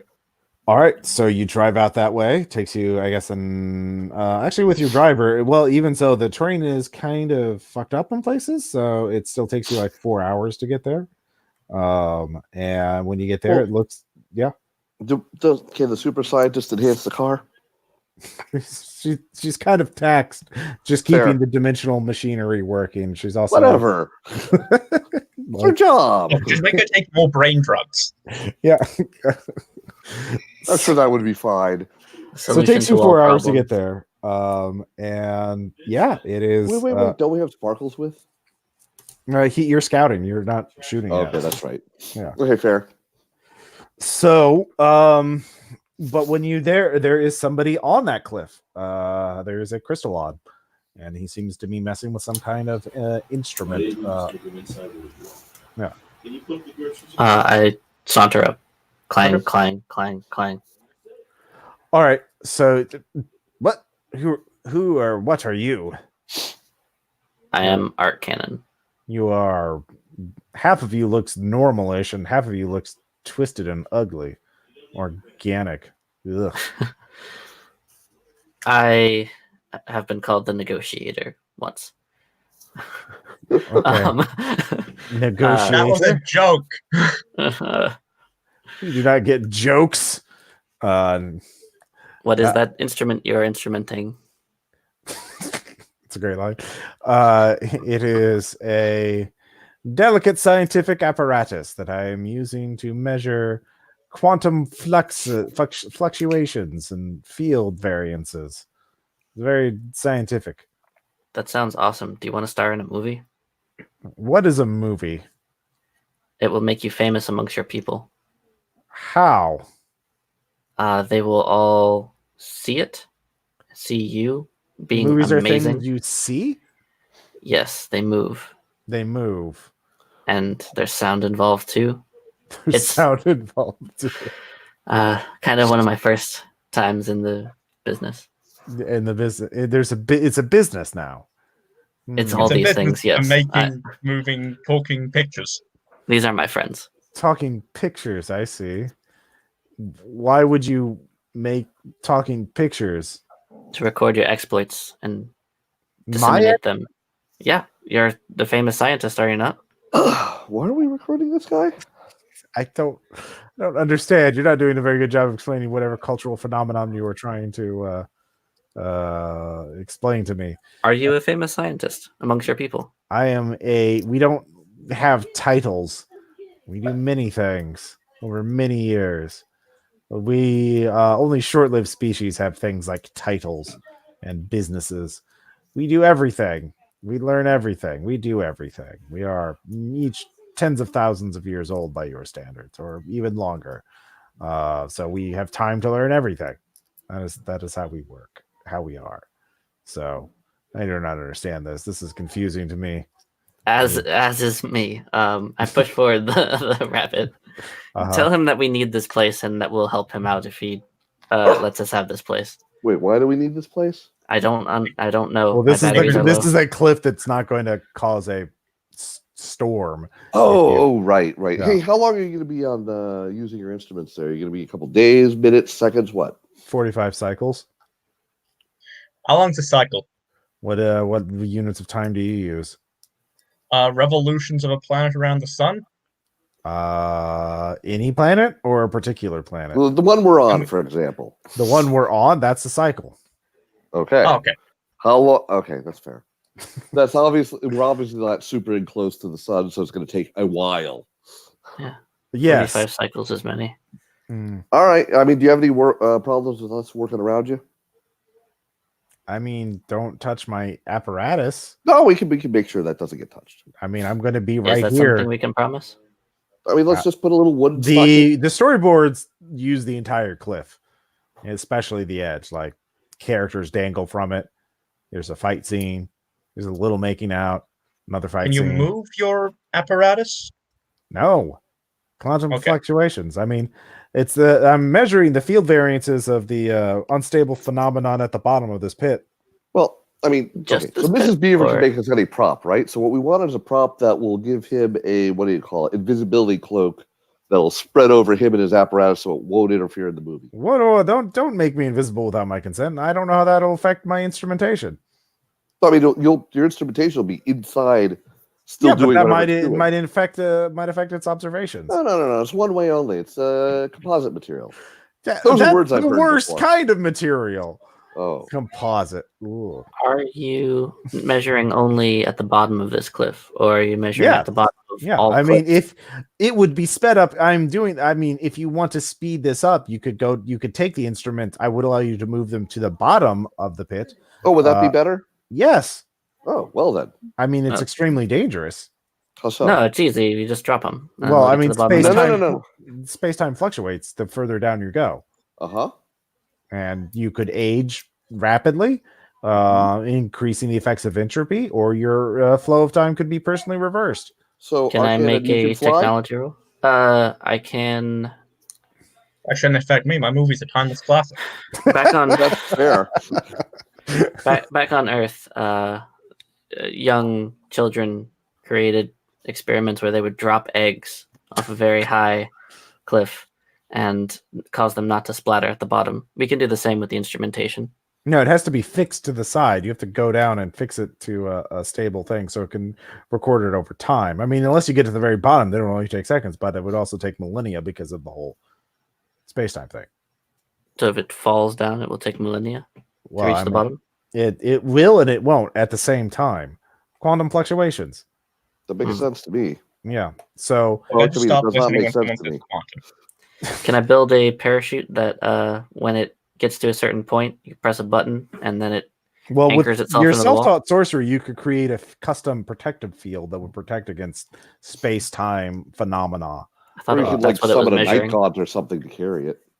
You could summon an ageless being. Yes, you could also do that, and that would and because they're immortal and unaging, they would be unaffected by it.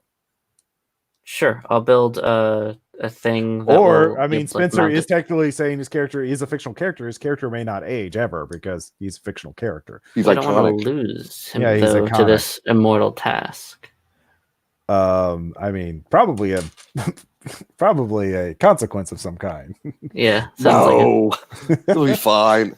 Yeah. So, it's basically yeah. Sure, I'll try to use some combination of technology and magic to get it down there. Maybe like. I'm not sure if this works, but can I use my noir to shoot the rest of this scene at a Dutch angle so the cliff is less steep?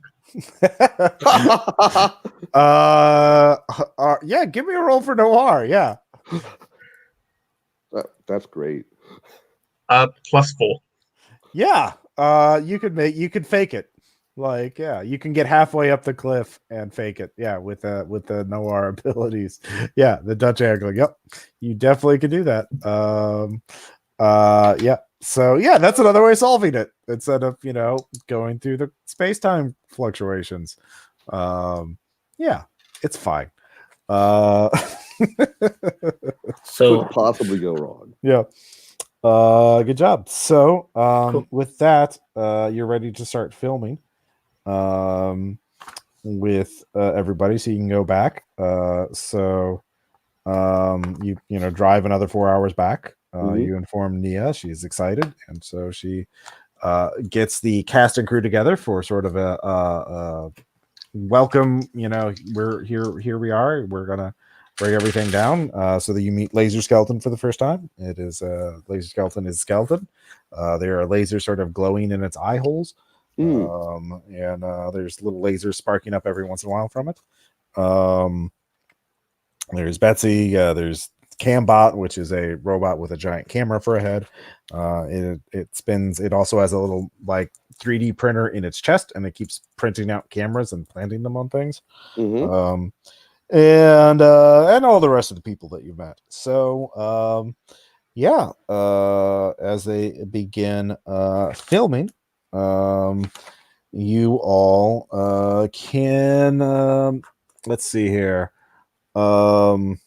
Peter, you're focusing on acting, so you need to give me some sort of role to represent how well your first scenes go. I would think Trickster would be the right role. Yep, it certainly would be. There we go. Apparently the computer was being a trickster when switching windows. Oh no. There we go. Ooh. What you mean it's cheap? Ooh. Well, a 2 at superhuman. Okay. I mean, you're fine. you're not the weakest link in this one. There you go. Yeah. So Hippity hoppy, very convincing. Yep. Nia's having to use a lot of magical power to get everybody else to at least your level. So there's that. Let's see here. Arc cannon. First problem. Everybody, actually, those of you who actually, Peter, you specifically said you're bringing food. Spencer, do you eat food? Does your character eat food? I'm never shown eating, but I have to have liquor every day. Okay. All right. So you're fine.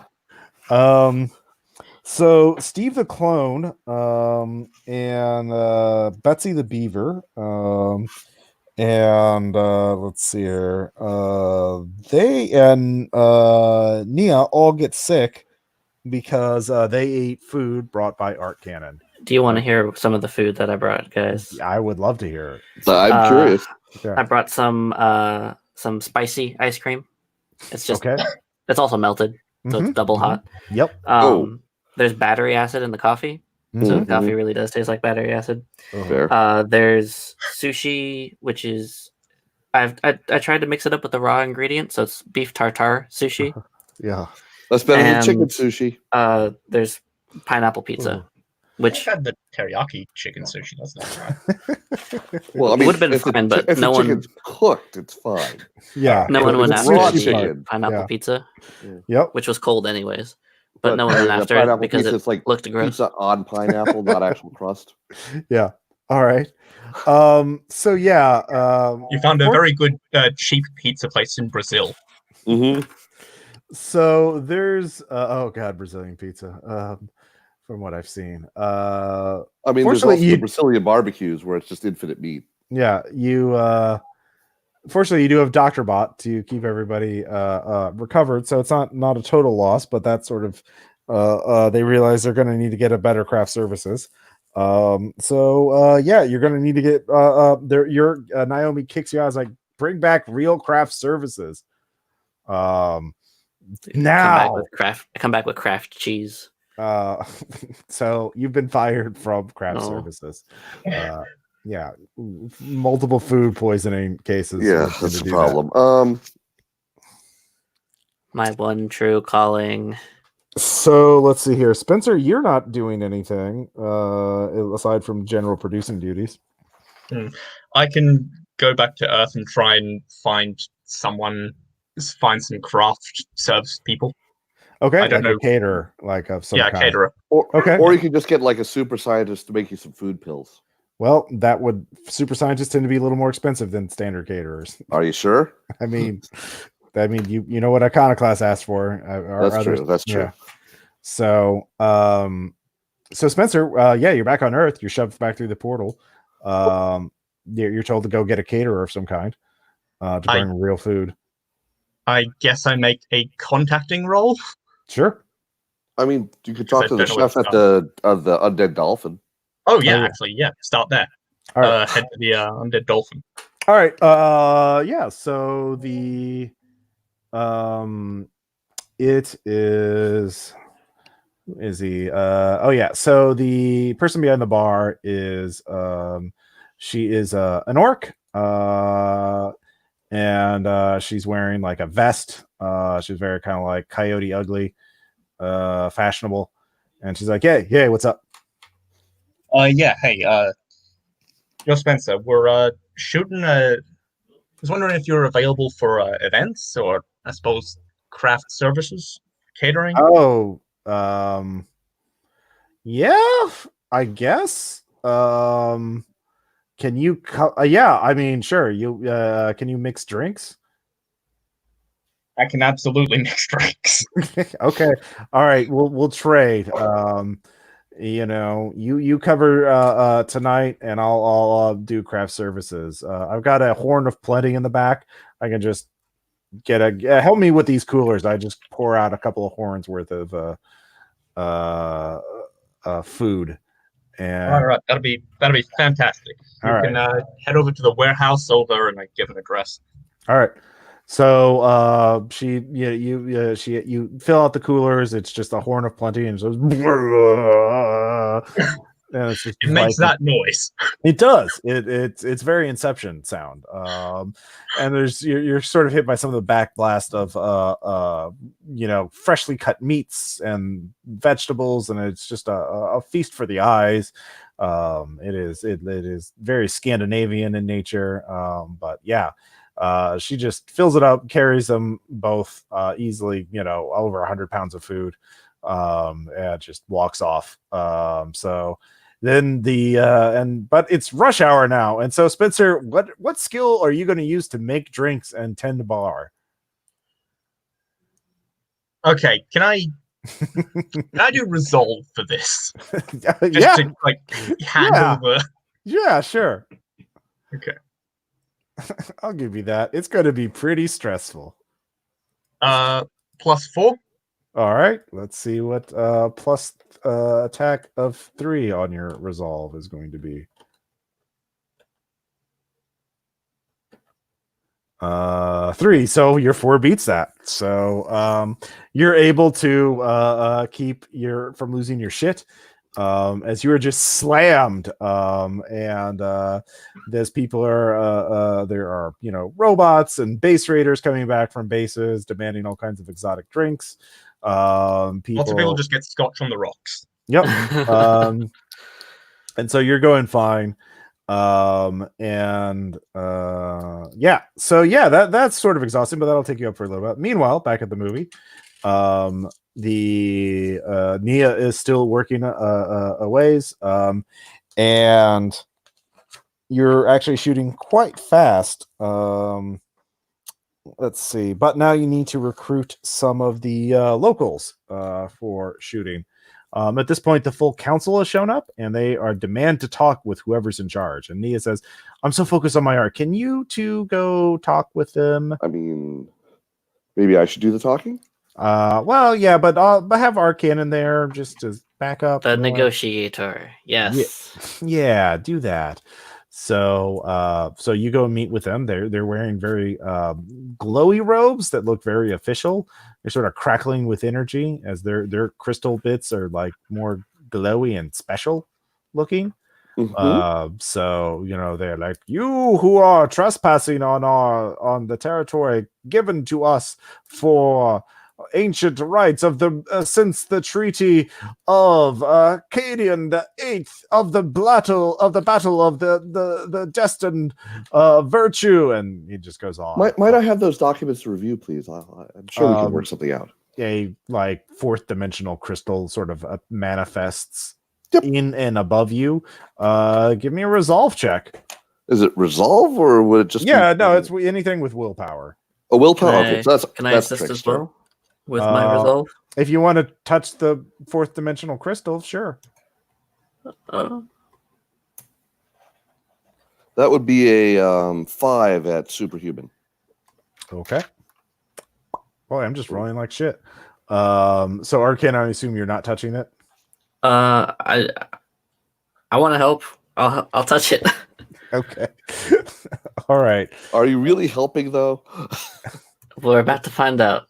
Okay, 3. All right. So I got a -2, but he has +4 tiers on that.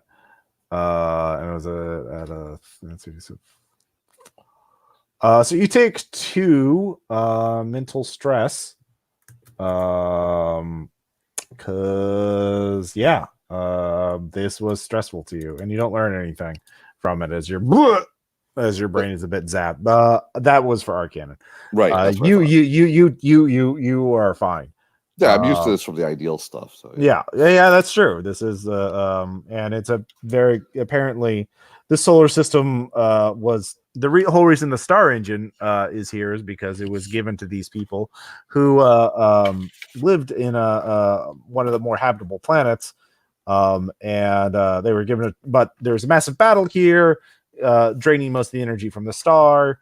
And the people here didn't want to abandon their home system, and so they're given the option of either rekindling it with the star engine or evacuating to a new system, and they chose to stay here and get the star engine.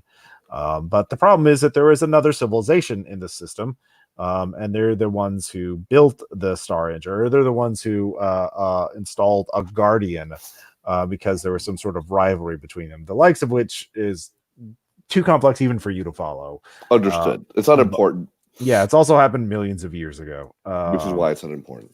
Yeah. So he's just reading. He's basically trying to read you like a bunch of legal rights and titles and shit like that. That basically doesn't matter. But so really, what you're saying is, if we turn the star engine on for you, you're good. I mean, yes. That is our plan. That's why we're here. Why would you do such a thing? Entertainment and knowledge. You are foolish. Yes. You've met us before. Congratulations. Glad to meet you. All right. We will not interfere. But fantastic. You will stop passing these beads around. They are ruining our economy. Oh, sure. Yeah, you know what? Maybe it's better if you just keep some. Well, and you determine how to spread them out. Oh, well, that is. I mean, if give me all your beads. Give me all of them. Give me all of your beads. Oh, sure. Yes, I'll give him a lot of them, but not all of them. All right. Also, a neat little toy plastic submarine on top, like you do. Oh, yes. An intricate ritualistic. It must have been this artifact must be used for ritualistic purposes. It's design is intricate. Yes. Oh, and also a dog toy. Yes. Interesting. Squeeze it. It's we are foolish, but we're here to help you. Manipulates air. Yes, an air pressure manipulator. Yes, and yes, yes. So that crisis is averted.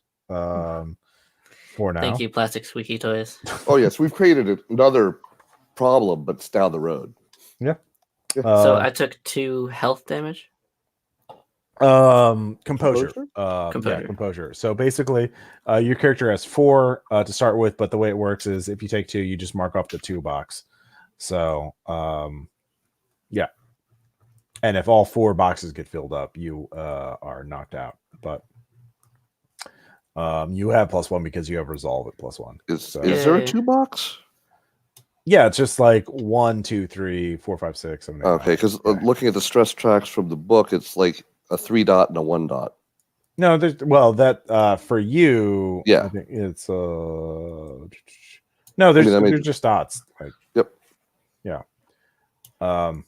Anyways, meanwhile, Spencer, a fight looks like it's about to break out between a base raider, some sort of human under a lot of armor, scavenged from death bots, and wielding some sort of plasma rifle. He's yelling at another base raider. She is sort of let's see here. What would she's probably glowy energy kind of. That's her deal, glowy energy thing, like kind of projecting energy and stuff like that. So they're sort of but they're yelling at each other, accusing each other of setting them each other up at that one place. And Mirror Shade died, and it's their fault. No, it's that person's fault. It's both of their fault. They're really angry about it. What are you gonna do, Spencer? Yeah. Sorry. I thought this was happening. I thought these were two extras. No. This is at the bar. Right. Yeah. No. Okay. All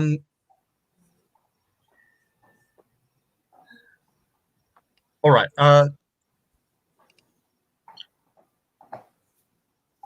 So hey, I'm gonna try and calm them down with empathy. Okay. That's possible. Sure. Yeah.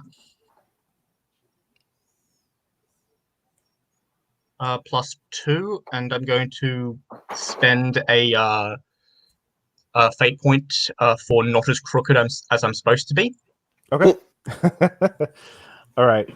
So look, there are a lot of noir references here. Oh yeah, no. So you realize you can either side with one of them, kick the other one out, and get that one as an enemy. But if you can't really, if you kick both of them out, they're just going to fight somewhere else. But if you kick one out, you will be better. You know, they won't be in the same room, so they won't start shooting at each other. Can't you just ply them with drinks until they get mellow? Or you could give them free drinks, but in which case you're probably going to have to start giving free drinks to everybody. No. Because other people are just going to starting fights to get free drinks. That's only I'll do a round. I'll do a free round for everyone. All right. For it out of my pocket. All right. Yeah. Do you have any fate points left? 1. Well, if you spend that fate point, you'll have enough to cover that. I'll spend my last fate point. All right. Give me some compels. So actually I'll give you that fate point back if you give me some noir narration about stopping that fight at the bar. How alcohol is the solution of all problems. Yeah, both of them are, or at least a solvent. Yeah. Okay. The cheaper the crook, the gaudier the patter. These two weren't half the caliber of the kind of raider that usually hang around these parts. That's going too western. These two weren't half the caliber of raider that usually hangs around a dive like this, but they could cause some damage. Luckily, cheap drinks for cheap cheap drinks for cheap mercs. There we go. Yeah. There you go. Yeah. All right. Yeah, you get that fate point back. That was close. Yep. Okay. All right. So production continues on until the next crisis is Evergreen comes to you and says, I want to leave this production. No, Evergreen. What's wrong? Betsy the Beaver keeps harassing me. I do not like it.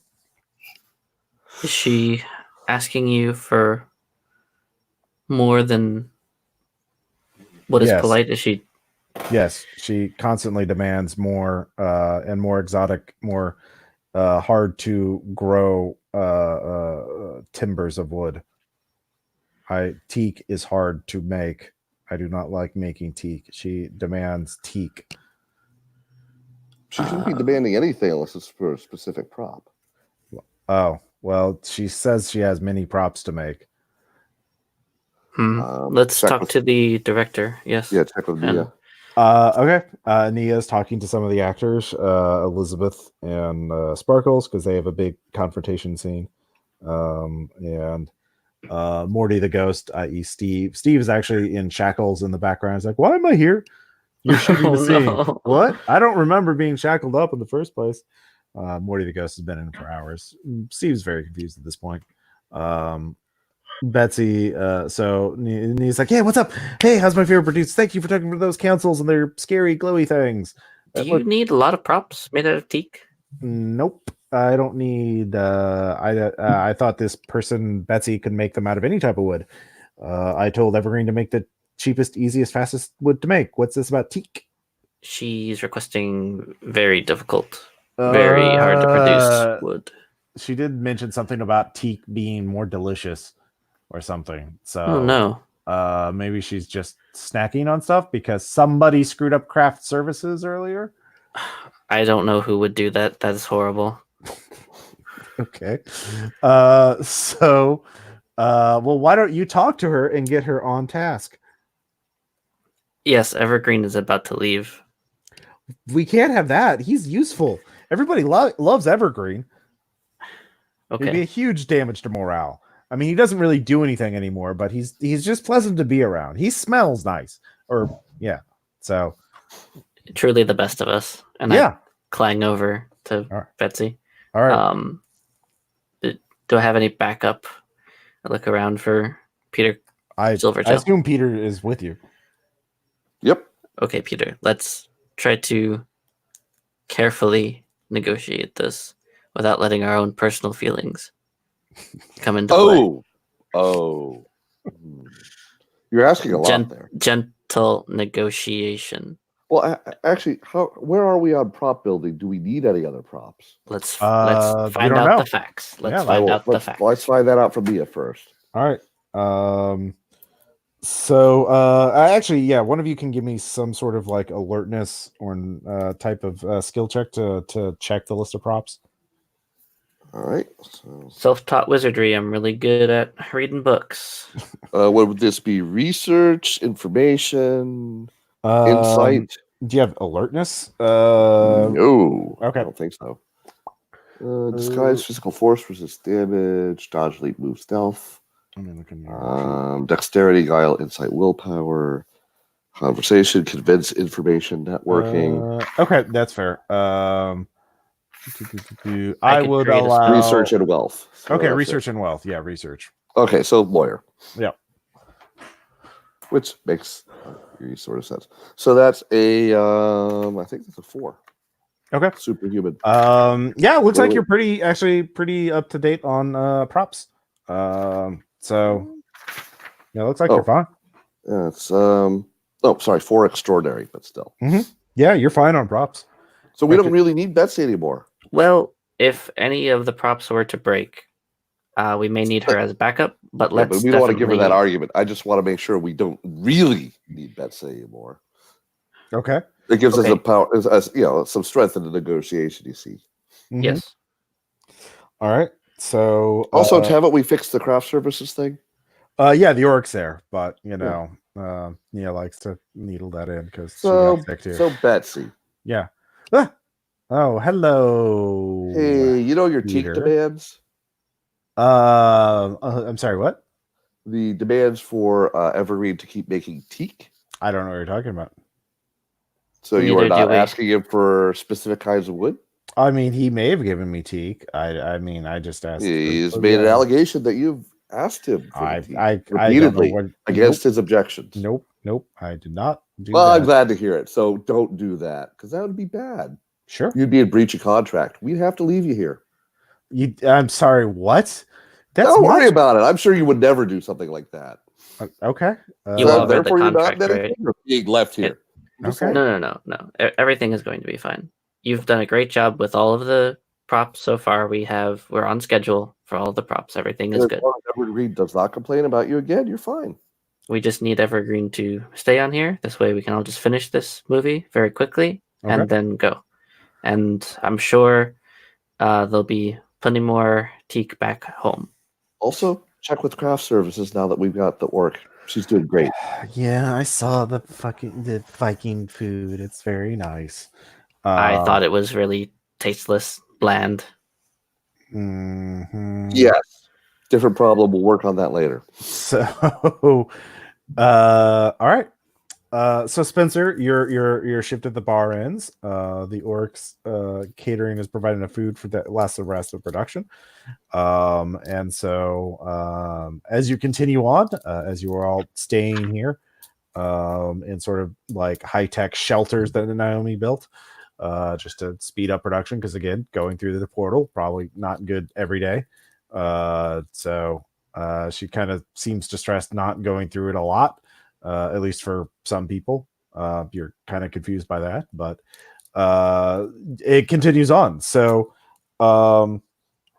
however, there seems to be an argument popping up with Steve and well, everybody.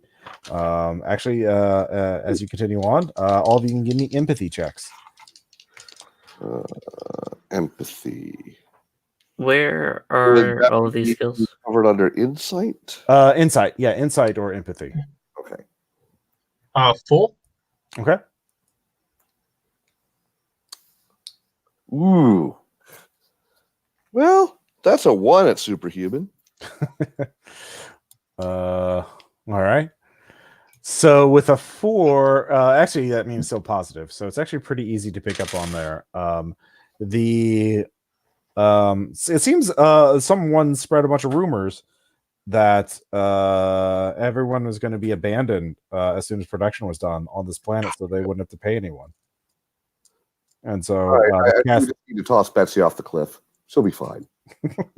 So everyone is very concerned about being able to leave at the production's end. And Nia is trying to talk them down, but yeah, Betsy is there voicing concerns. Calls for some yeah, guile and trickstery explanation of why they're going to be fine. okay. Or would it convince? I guess convince might be better. Convince would definitely be better. Yeah, okay, so lawyer again.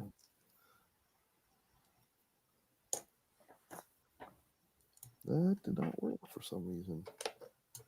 It might just be the bot being delayed. Right. Because it does that inevitably.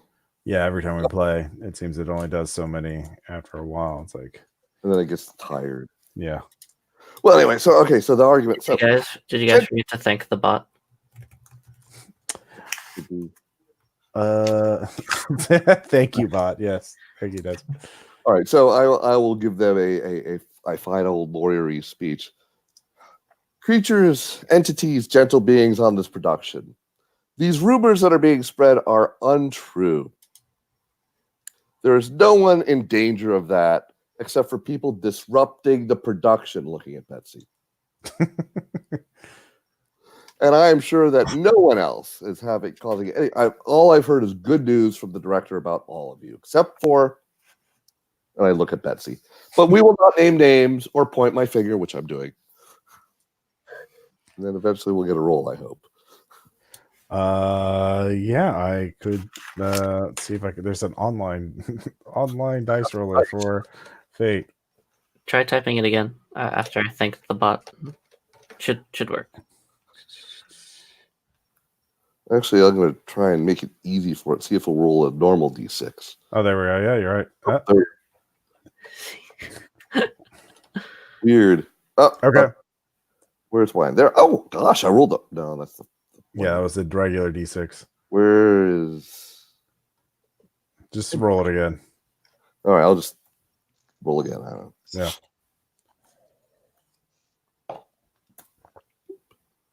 -2. So that's a +2 superhuman.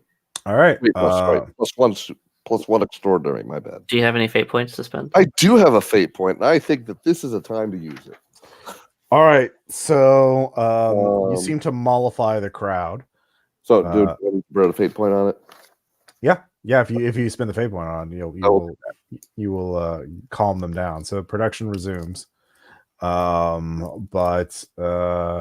Yeah. What do you? Yeah. Are you guys? So production I also to put a camera over spy on Betsy and get the feed from that directly to me.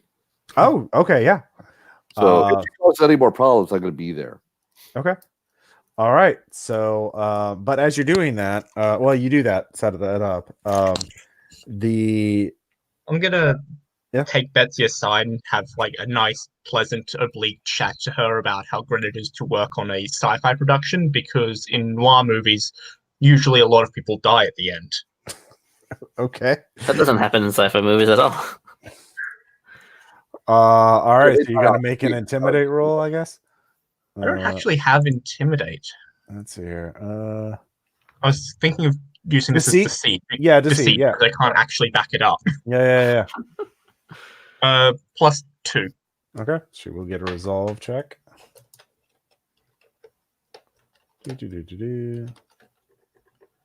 Well, yeah. Well, with that, yeah. That she does not have it at +4, so she does not beat you. Yeah, she seems to be a little bit intimidated by that, and so she kind of quiets down. You're coming up towards the end of the production. You need to get to the final shot is getting the main characters into the star engine and then actually activating it so you can get that satellite footage of it rekindling the brown dwarf star. So we need to go talk to the Guardian. You needed to go talk to the Guardian. Possibly with great force. Yep. So I was thinking as I clang over to the Star Guardian, we could always somehow make sure that the Star Guardian and the cleaning vortex are right next to each other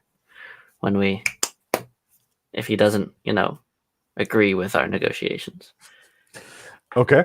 I'm thinking, yes, that there should be a way to reroute the cleaning vortex to help him understand that we're the right. Let's find out what he wants first. Okay. We want to not do anything. It's hard to tell. He's been here a while. All right. We should interest him in immigrating. All right. So as you approach the tower, the star engine tower, 24 feet or 24 meters? 24 meters. Okay. Oh, that's rather tall. Yeah. Yeah, that is half the length of an Olympic swimming pool. So Yep. He's a big boy. Mhm. He is made of compressed star matter, so he looks like apparently And he won't go through a portal real goodly. Yeah, he will not. But as you're approaching the star tower, a beam of light shoots out and strikes Art Cannon. Art Cannon, give me a roll for your armor plating, which is at a +3.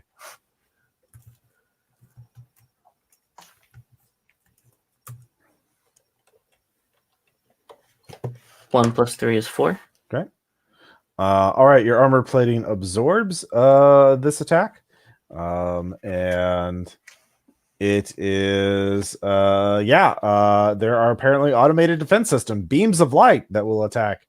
So you will all need to cross 2 zones in order to get in the tower, one horizontal and then one vertically to get to the aperture. There's an opening sort of like 20 meters up. For example, luckily my Wa has dodge and zone, so I can do this for everyone, I think. Okay, yeah, actually with zone, yeah, that is exactly what it is for. So you can just make your roll, and I'll just roll for Oof. So, and you don't have, do you have any fate points left? The one I'm using to activate the ability. Okay, well then that's your roll. So let's see how they do. With a +2, it's superhuman. So that is a 3 versus, what'd you get? 0 total. 0. So you take 3 health stress. And let's see here. Your character in that box. Yep. You don't have endurance. Oh no, you do have endurance. So you have a +1 health. So yeah, that hurts.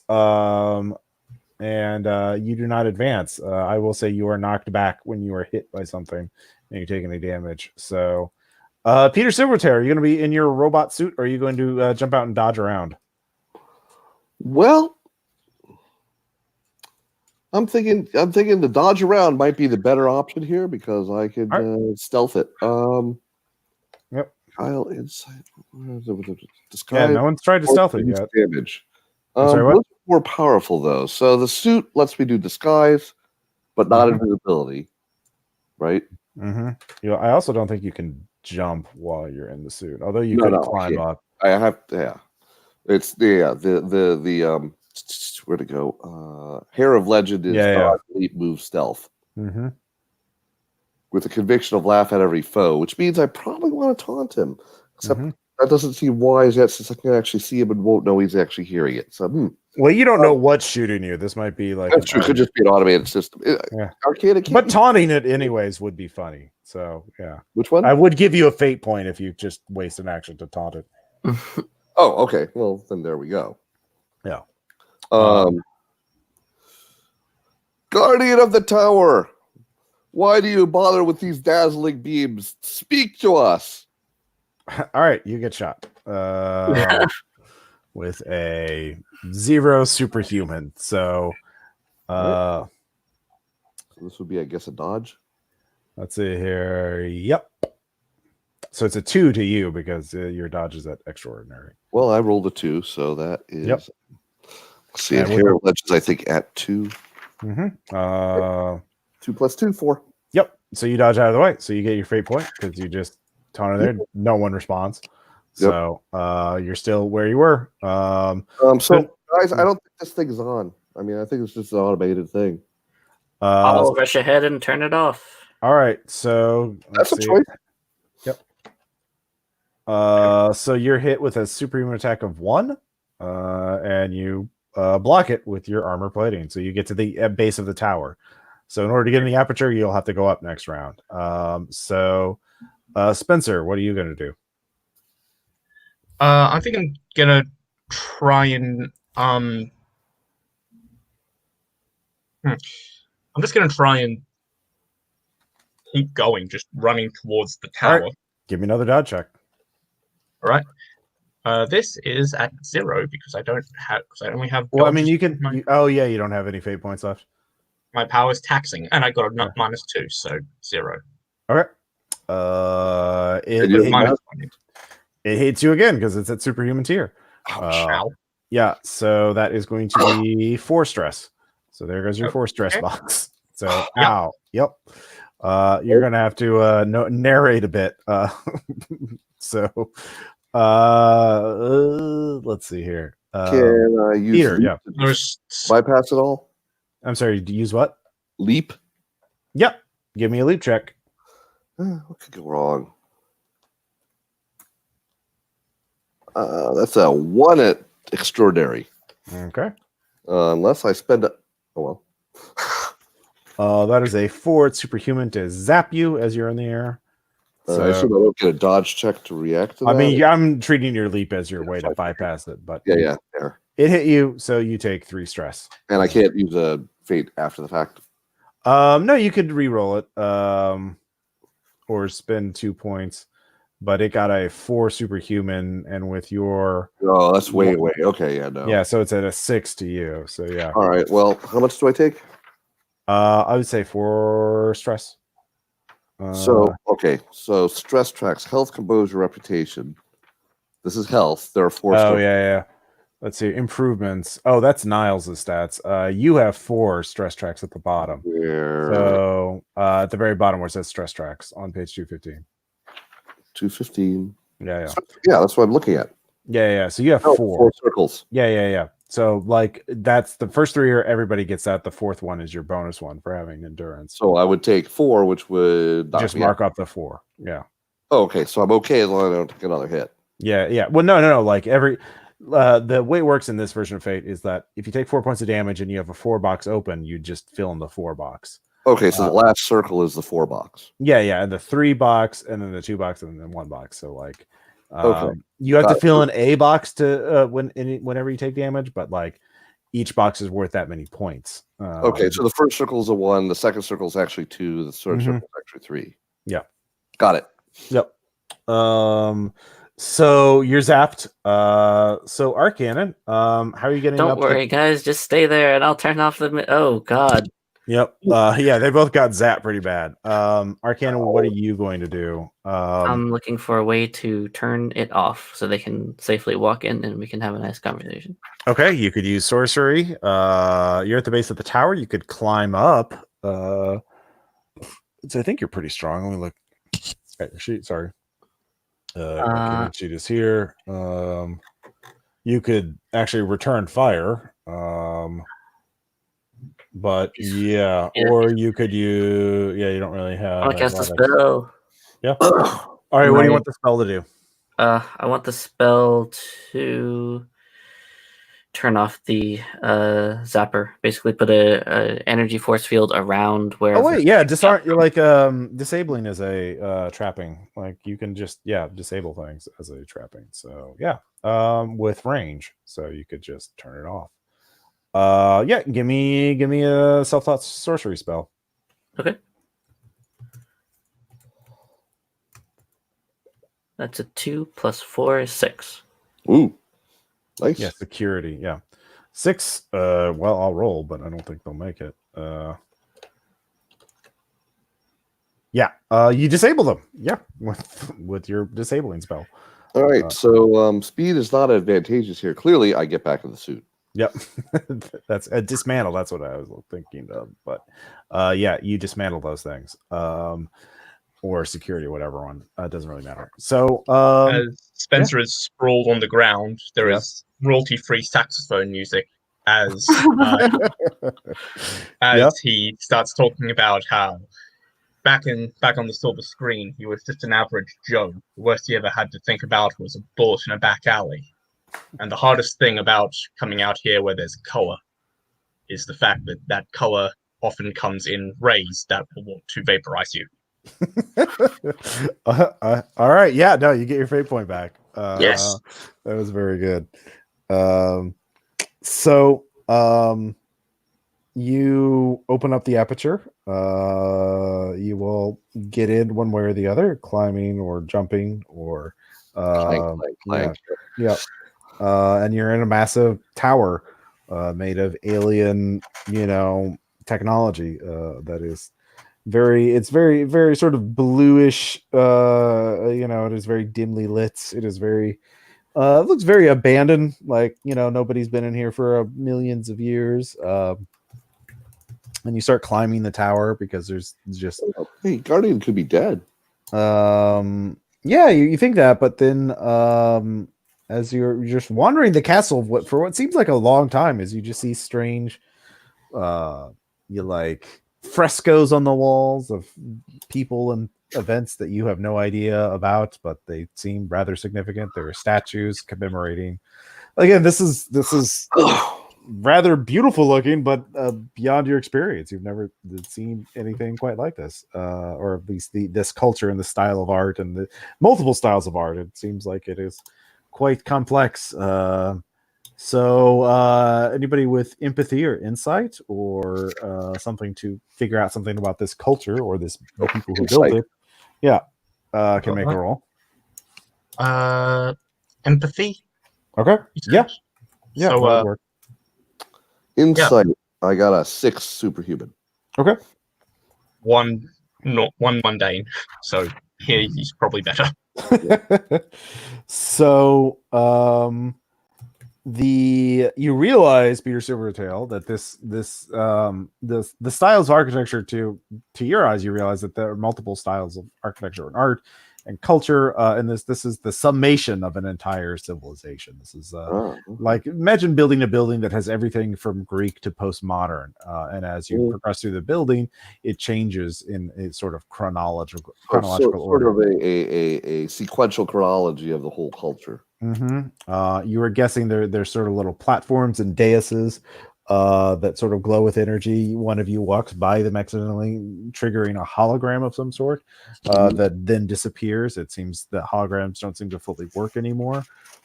They're so old. They're dirty lenses. I'm sorry, what? Dirty lenses. Probably. I mean, it's just they weren't designed to be operated or left on or whatever for however millions of years. Fair. But you get to the top, and it's sort of this open area Up on the roof of the building. There's sort of like I don't know what you call it. It's like a gazebo up on the roof. There's a ceiling, but there's just pillars instead of walls, so you can see all around you. You can see the entire landscape around you. In fact, you can pick out your little shelters from your production crew. And then there is a giant ass being a giant made of compressed star matter. And when you look at it, you never know what compressed star matter looks like but you sure as hell recognize it now. Because that is sure as hell some fucking compressed star matter. Is it drawing us in through gravity? Nope, it's just That's there. good. Yep. And its voice rumbles with absolute and perfect clarity. I am the guardian of this civilization. I am the product of it. I am its product. The product is me. I am the summation of an entire people who are dead. And who are you? We're here to offer you product placement in a movie. I don't know what a movie is. Well, that can be explained to you. Do you have a few hours? Yes, I have many hours. All right. Projected actually good movie. Okay, what movie? My movie, The Widow Knocks Twice. Sorry, no, not Carefully. Yeah. All right, yeah. So you show it, you screen it. Have either of you two seen it before? No. All right. Which movie? All right, Spencer, give us a little. What's the Netflix summary of it? What's the tagline? It's a murder mystery about a woman who has been widowed several times, and she's come to a detective to clear her name because the people suspect her, and there's always this ambiguous idea of, well, did she or didn't she, or is she the victim of some conspiracy, or is she actually a Black Widow? Yeah. Okay. Yeah, it's pretty good. At least for you two. The Guardian is rather stone-faced about it, star-faced about it. So yeah. It says, I see, I understand. I have observed you from a distance, so I understand your culture's art form now. We're trying to create history in a way, on a smaller scale than this. Bigger screen. But a bigger screen. Maybe with this technology, you could give some of your knowledge and pass it on instead of having it locked in this tower. Yes, you can rebroadcast your culture through a series of entertaining but documentary films. I see. You would come in here to film this. Well, we want to turn on the star thingy. Yeah. You wish to activate the star engine to make art. Yes. I see. Very well. I agree. Very kind of you. Is there anything that What's the catch? we could do for you? What's the catch? Yeah. I catch nothing. I am not catching anything. My hands are empty. Do you know Alright. how to turn it on? Is there Yes. Yes. there anything we should know about what happens locally to people, say, standing here when it's turned on? There are multiple phases of the ignition. For 1/2 cycle, it will be intact. After 1/2 cycle, the temperature will increase beyond the sustainable limits for your forms, as closely as I could perceive them. It will continue to increase for 8,500 cycles, at which point the structural integrity of this tower will no longer be sufficient. The ignition process at that point will be fully engaged, and this tower is no longer necessary. So the tower will be destroyed. So we just have to not be here half a year after we turn this on? If you wish to continue existing, yes. How many hours is 1/2 cycle? I do not know what an hour is. I show a watch. Yeah. It's like 3,600s of these. Tick, tick. 3,400, 500, 3,458 hours. Several years. Okay. And the people who live here, the crystalline beings that are scavenging here? The heat of this planet will increase over time, of the structure of this entire will increase over time, but they will have sufficient time to evacuate to another planet. Well, since they're not local, I guess that's fine. That is No, I their mean, there are goal other anyway. planets here. The other planets will be rejuvenated also? Yes. And they already had a planet they used to live on, didn't they? Yes. Just go back there. That planet, he points to somewhere in the sky. That Sure. planet will begin, Yeah, sure. will again bear life. When will it bear life? Like after the end of the cycle? Like the 8,000 cycles that it's going to the take? first life should begin to appear in 36,000 cycles approximately. Okay. So there's this gap between now and when they can actually live over there. No, they can live over there. They do not need life. They are not made of organic carbon life such as yourself. There. Okay. They like being on life-bearing planets for aesthetic reasons. Mm. Understandable. Well, thought they yeah, thought has to do it organic anyway. things grow. Also, this tower will be destroyed. This tower is the only record of the other civilization that it was originated in the system. That And seems problematic. Also, the time frame is not going to probably work for us anyway. Let us get back to you. We may not want to do this. I mean, we can get some of Camerabots cameras and put them in here and film the place until they can't film anymore. Yeah. Yeah, but it's literally thousands of years. Let's within record. half a cycle, it will be uninhabitable by carbon-based life forms. Right. Half a I cycle. imagine any equipment you have will also be unable to record. It would need to be immediately. at a distance at that point. I thought the Guardian has all the information. That's why we're taking him back as well. Oh, I will not leave this tower.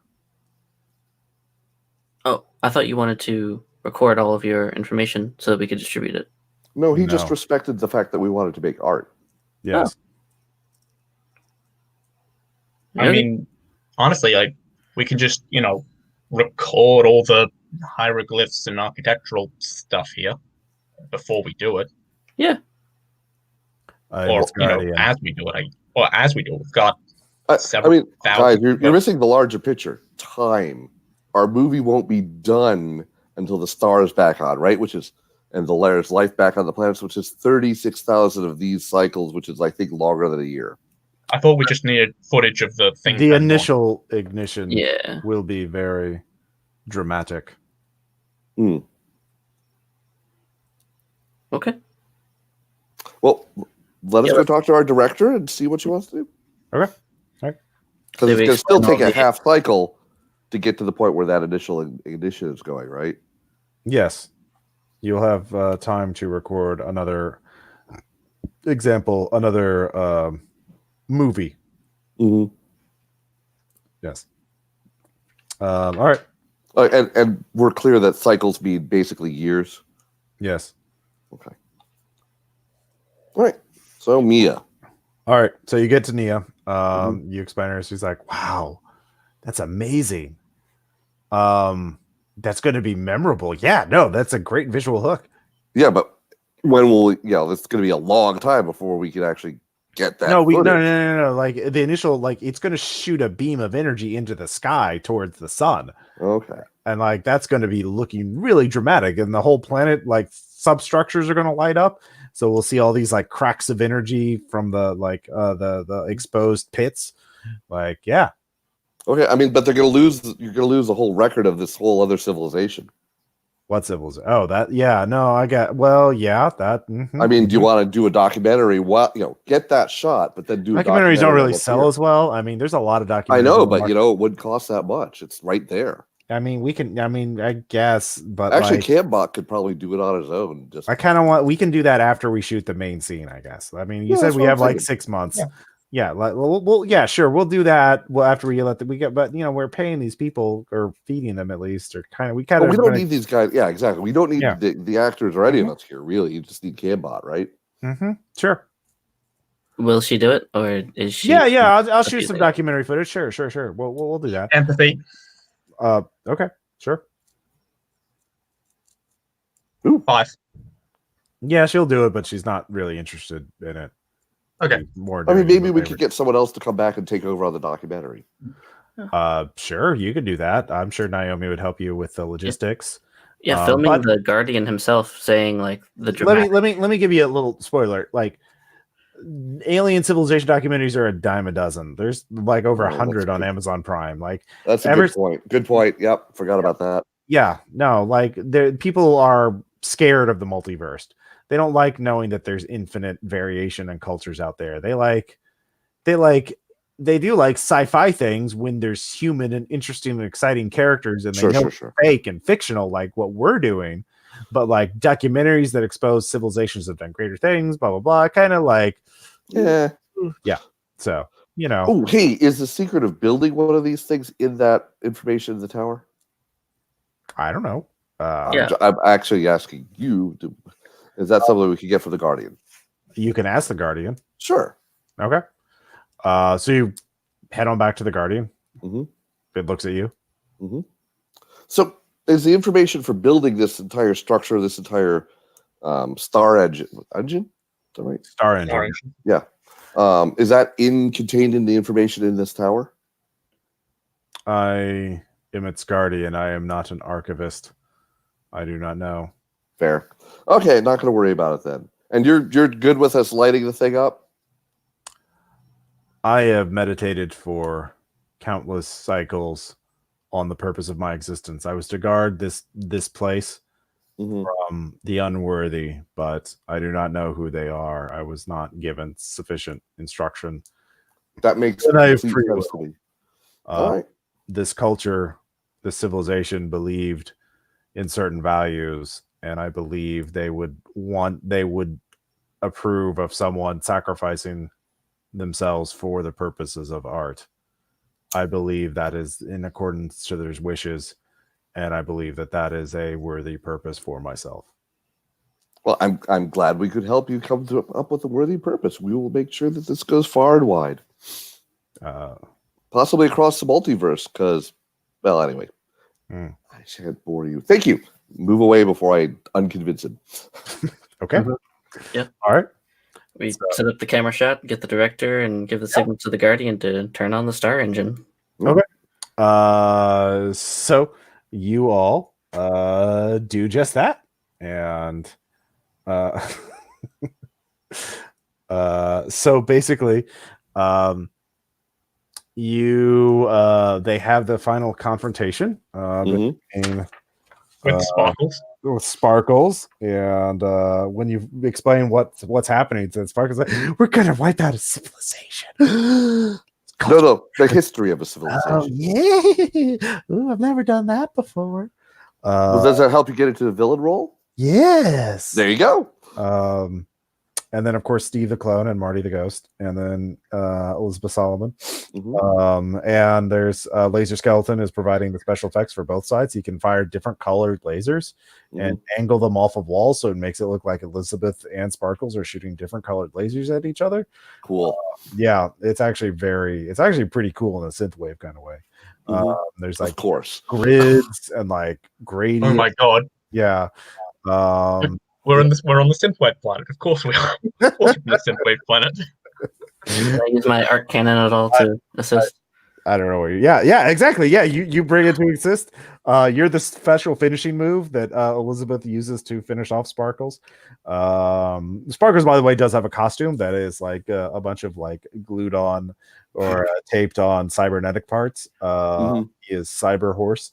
And it's quite Rainbow Cyber Unicorn. Yep. No, just Cyber Ed. Yeah, they just call him the Cyber Horse. Or no, they call him the Horseman of the Apocalypse. There you go. Yep. So yeah, and Elizabeth gives a passionate speech and activates the star engine, and there is a massive earthquake that shockwave that reverberates across the entire artificial planet. All of you are sort of knocked off your feet. Cambot, there is a monitor where Nia is watching that shows the satellite footage of it, and it is spectacular. There is a skyscraper with beam of light originating from the top of the tower, heading into space, and it hits the sun, the brown dwarf, and you can see it having a visible effect on it. And the entire planet starts glowing. The entire nature of the entire planet is changed as soft light illuminates, comes up from every pit at every interval. And it is awesome in the old sense of the word, filling you with awe. It is, and so Elizabeth and Marty the Ghost grab each other and cut, and that's a wrap. We did it. Good job, everybody. Woo! And the Guardian just sort of calmly watches you as they are all the director, cast, and crew celebrate and have their wrap party on the roof of the tower of the Star Engine. I do have one last question for the Guardian. Yeah. Do you find these movies engaging? Because we have many thousand that we could give you to watch on your way out. I would watch them if you were to show them to me. All right. I leave him basically, I give him the data for every movie that I had on a chip, Yeah. You give him a Netflix account. Basically. Yeah. So he will spend the last 6 months of his existence watching movies. I figure it's better than meditating if he's bored with that. Just saying. Yeah, he's not. His mind is alien, barely comprehensible to you. Close enough then. Yeah. He is not a member of the culture that built him. He was a special robot to guard it from the unworthy. But millions of years in entropy, they do things. And so he's like, yeah, art, sure. That sounds fine. I'd like to hang out for maybe 4 or 5 months. Use some fate points to be able to get back because I have 4 right now. So I'd like to hang out there and learn as much as I can, fix up as much as I can, and record as much as I can to bring it back. Especially, someone should probably tell the crystal beings, by the way. Stuff.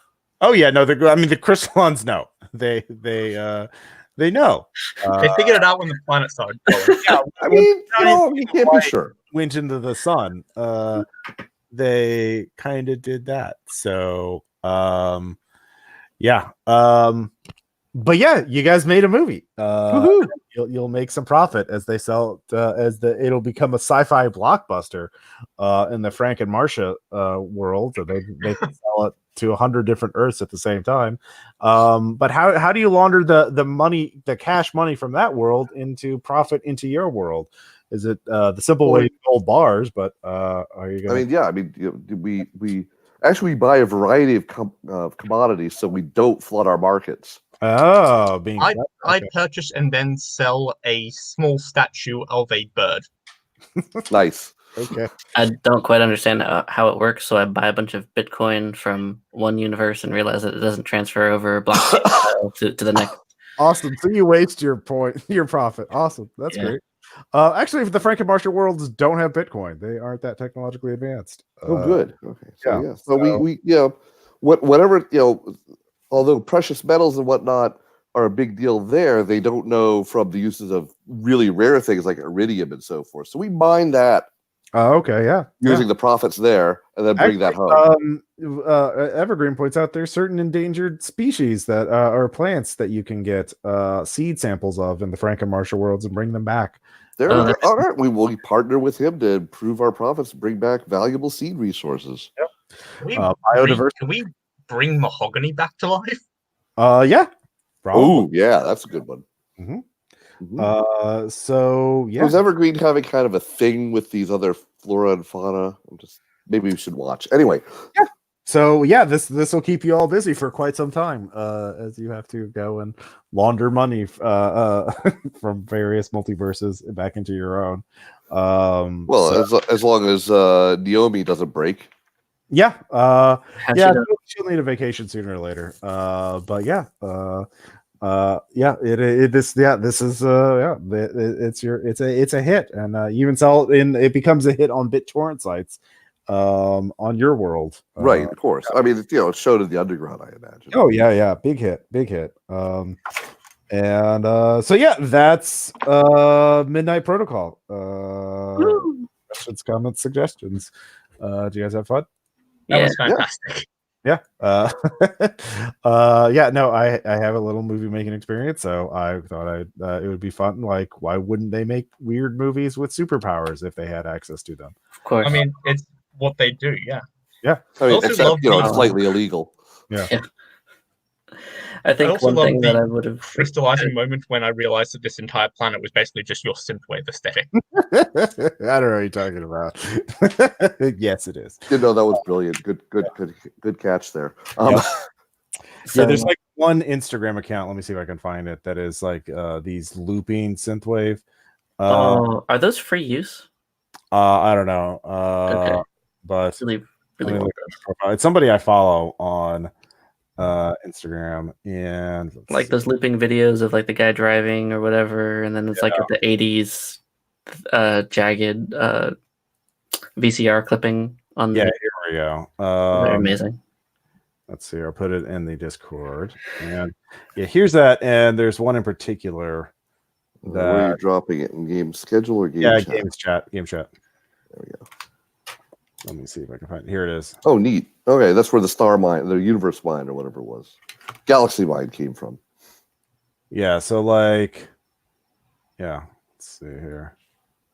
One's like this one, and here's the other. Here's the one I was really looking for. That's what the planet basically looks like. Cool. Yeah.